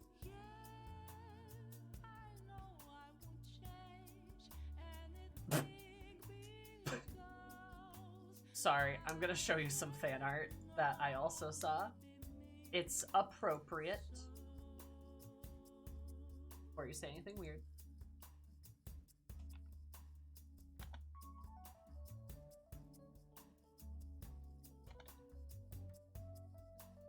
Just spell her name.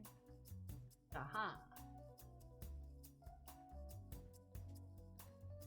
Oh, I do like Last Surprise.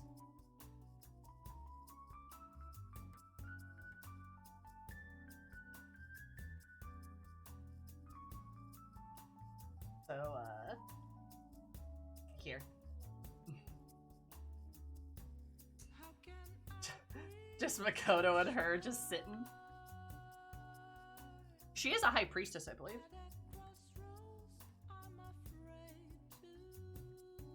Cute.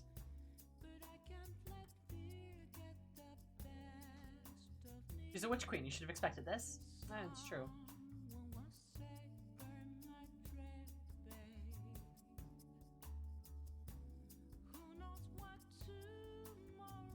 Random but wholesome. Very cute. Yeah, just adorable.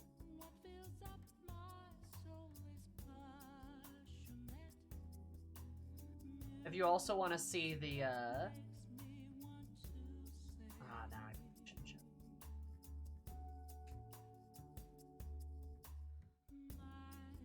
Anyway, she's great. Love her. What a babe.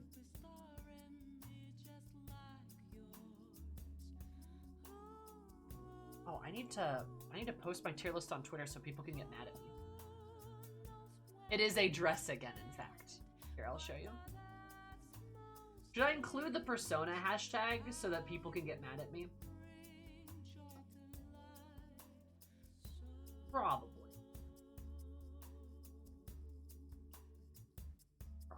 Yeah. I saved the...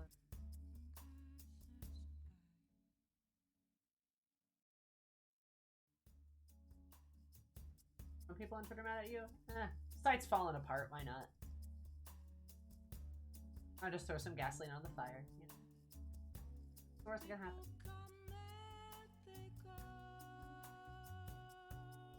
No! I put it in a D&D folder! Damn it. Cause I was... God damn it.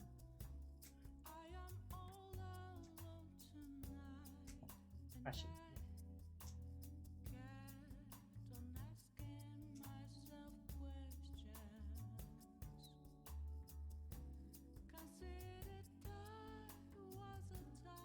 There it is. Get out of there.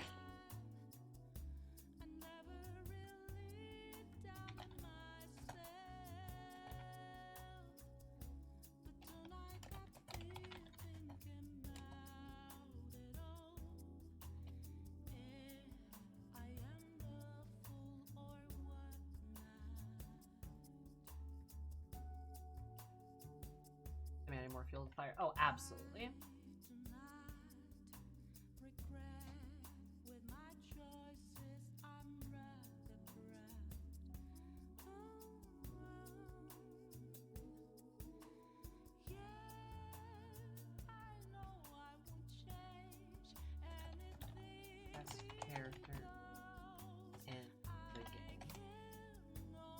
Feel free to ask questions. Tried to be as objective as I could.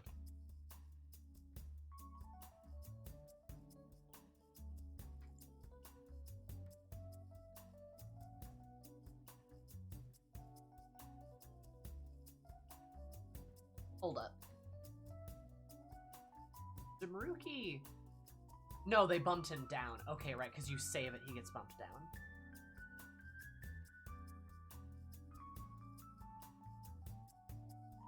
Alright, so here's my 55 tier list for the best characters of the game. Feel free to ask questions. I try to be as objective as I could. Alright, so, maybe people will kill me. We'll see. Or maybe, like, I don't know, Twitter just eats it because the, I don't know, the algorithm's all messed up and I don't have Twitter Blue. If I can help it. Yeah. Assuming Makoto because they're weird. Yeah. Nah, they're gonna. That's probably true.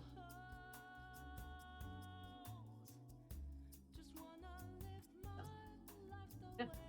Any other questions? This is our Persona 5 autopsy stream, admittedly. So like, don't mind talking about stuff.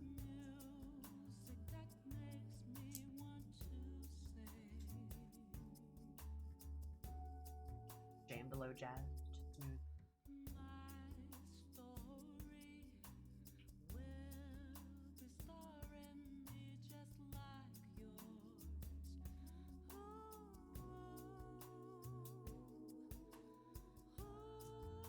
Time for Whiplash from the smooth jazz and the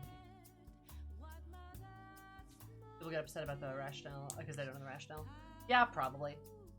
I did say feel free to ask questions.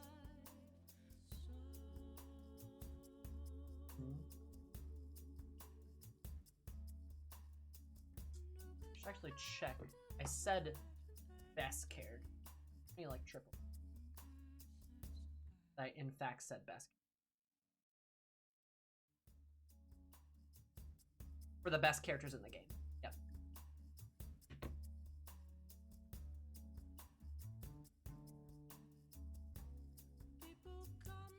That's, I guess, another question, too. It's 8 o'clock right now. We've been streaming for close to 4 hours.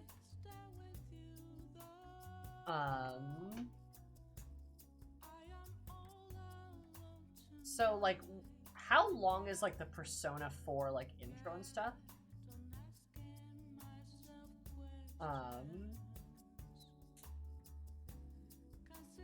Because, like, is it good? It's long as fuck. Okay. Do I get to save? Is that a thing I get to save? Or, like... Well, do you mean you can... Yeah. Okay. You can save off. Oh, that's good. Because, like, we could start it now, play it for, like, an hour or two. Or I could just save it till Monday, and then we could start Monday and just... into it. So, I don't know what everyone's opinion on that is. Intro now because it's long as fuck.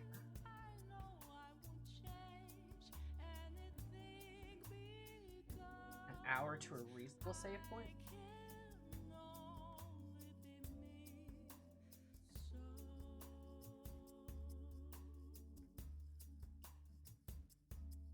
For now, because of jump in gameplay next stream. Okay, yeah. Alright, that sounds reasonable. For real?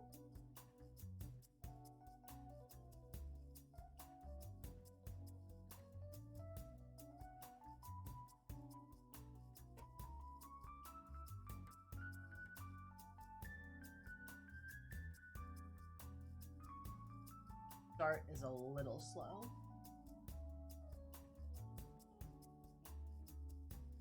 No problem. We'll see how this goes. Five's intro is like 12 hours long. It is like 12 hours long. I need to do tarot. Yeah, no, that's fine.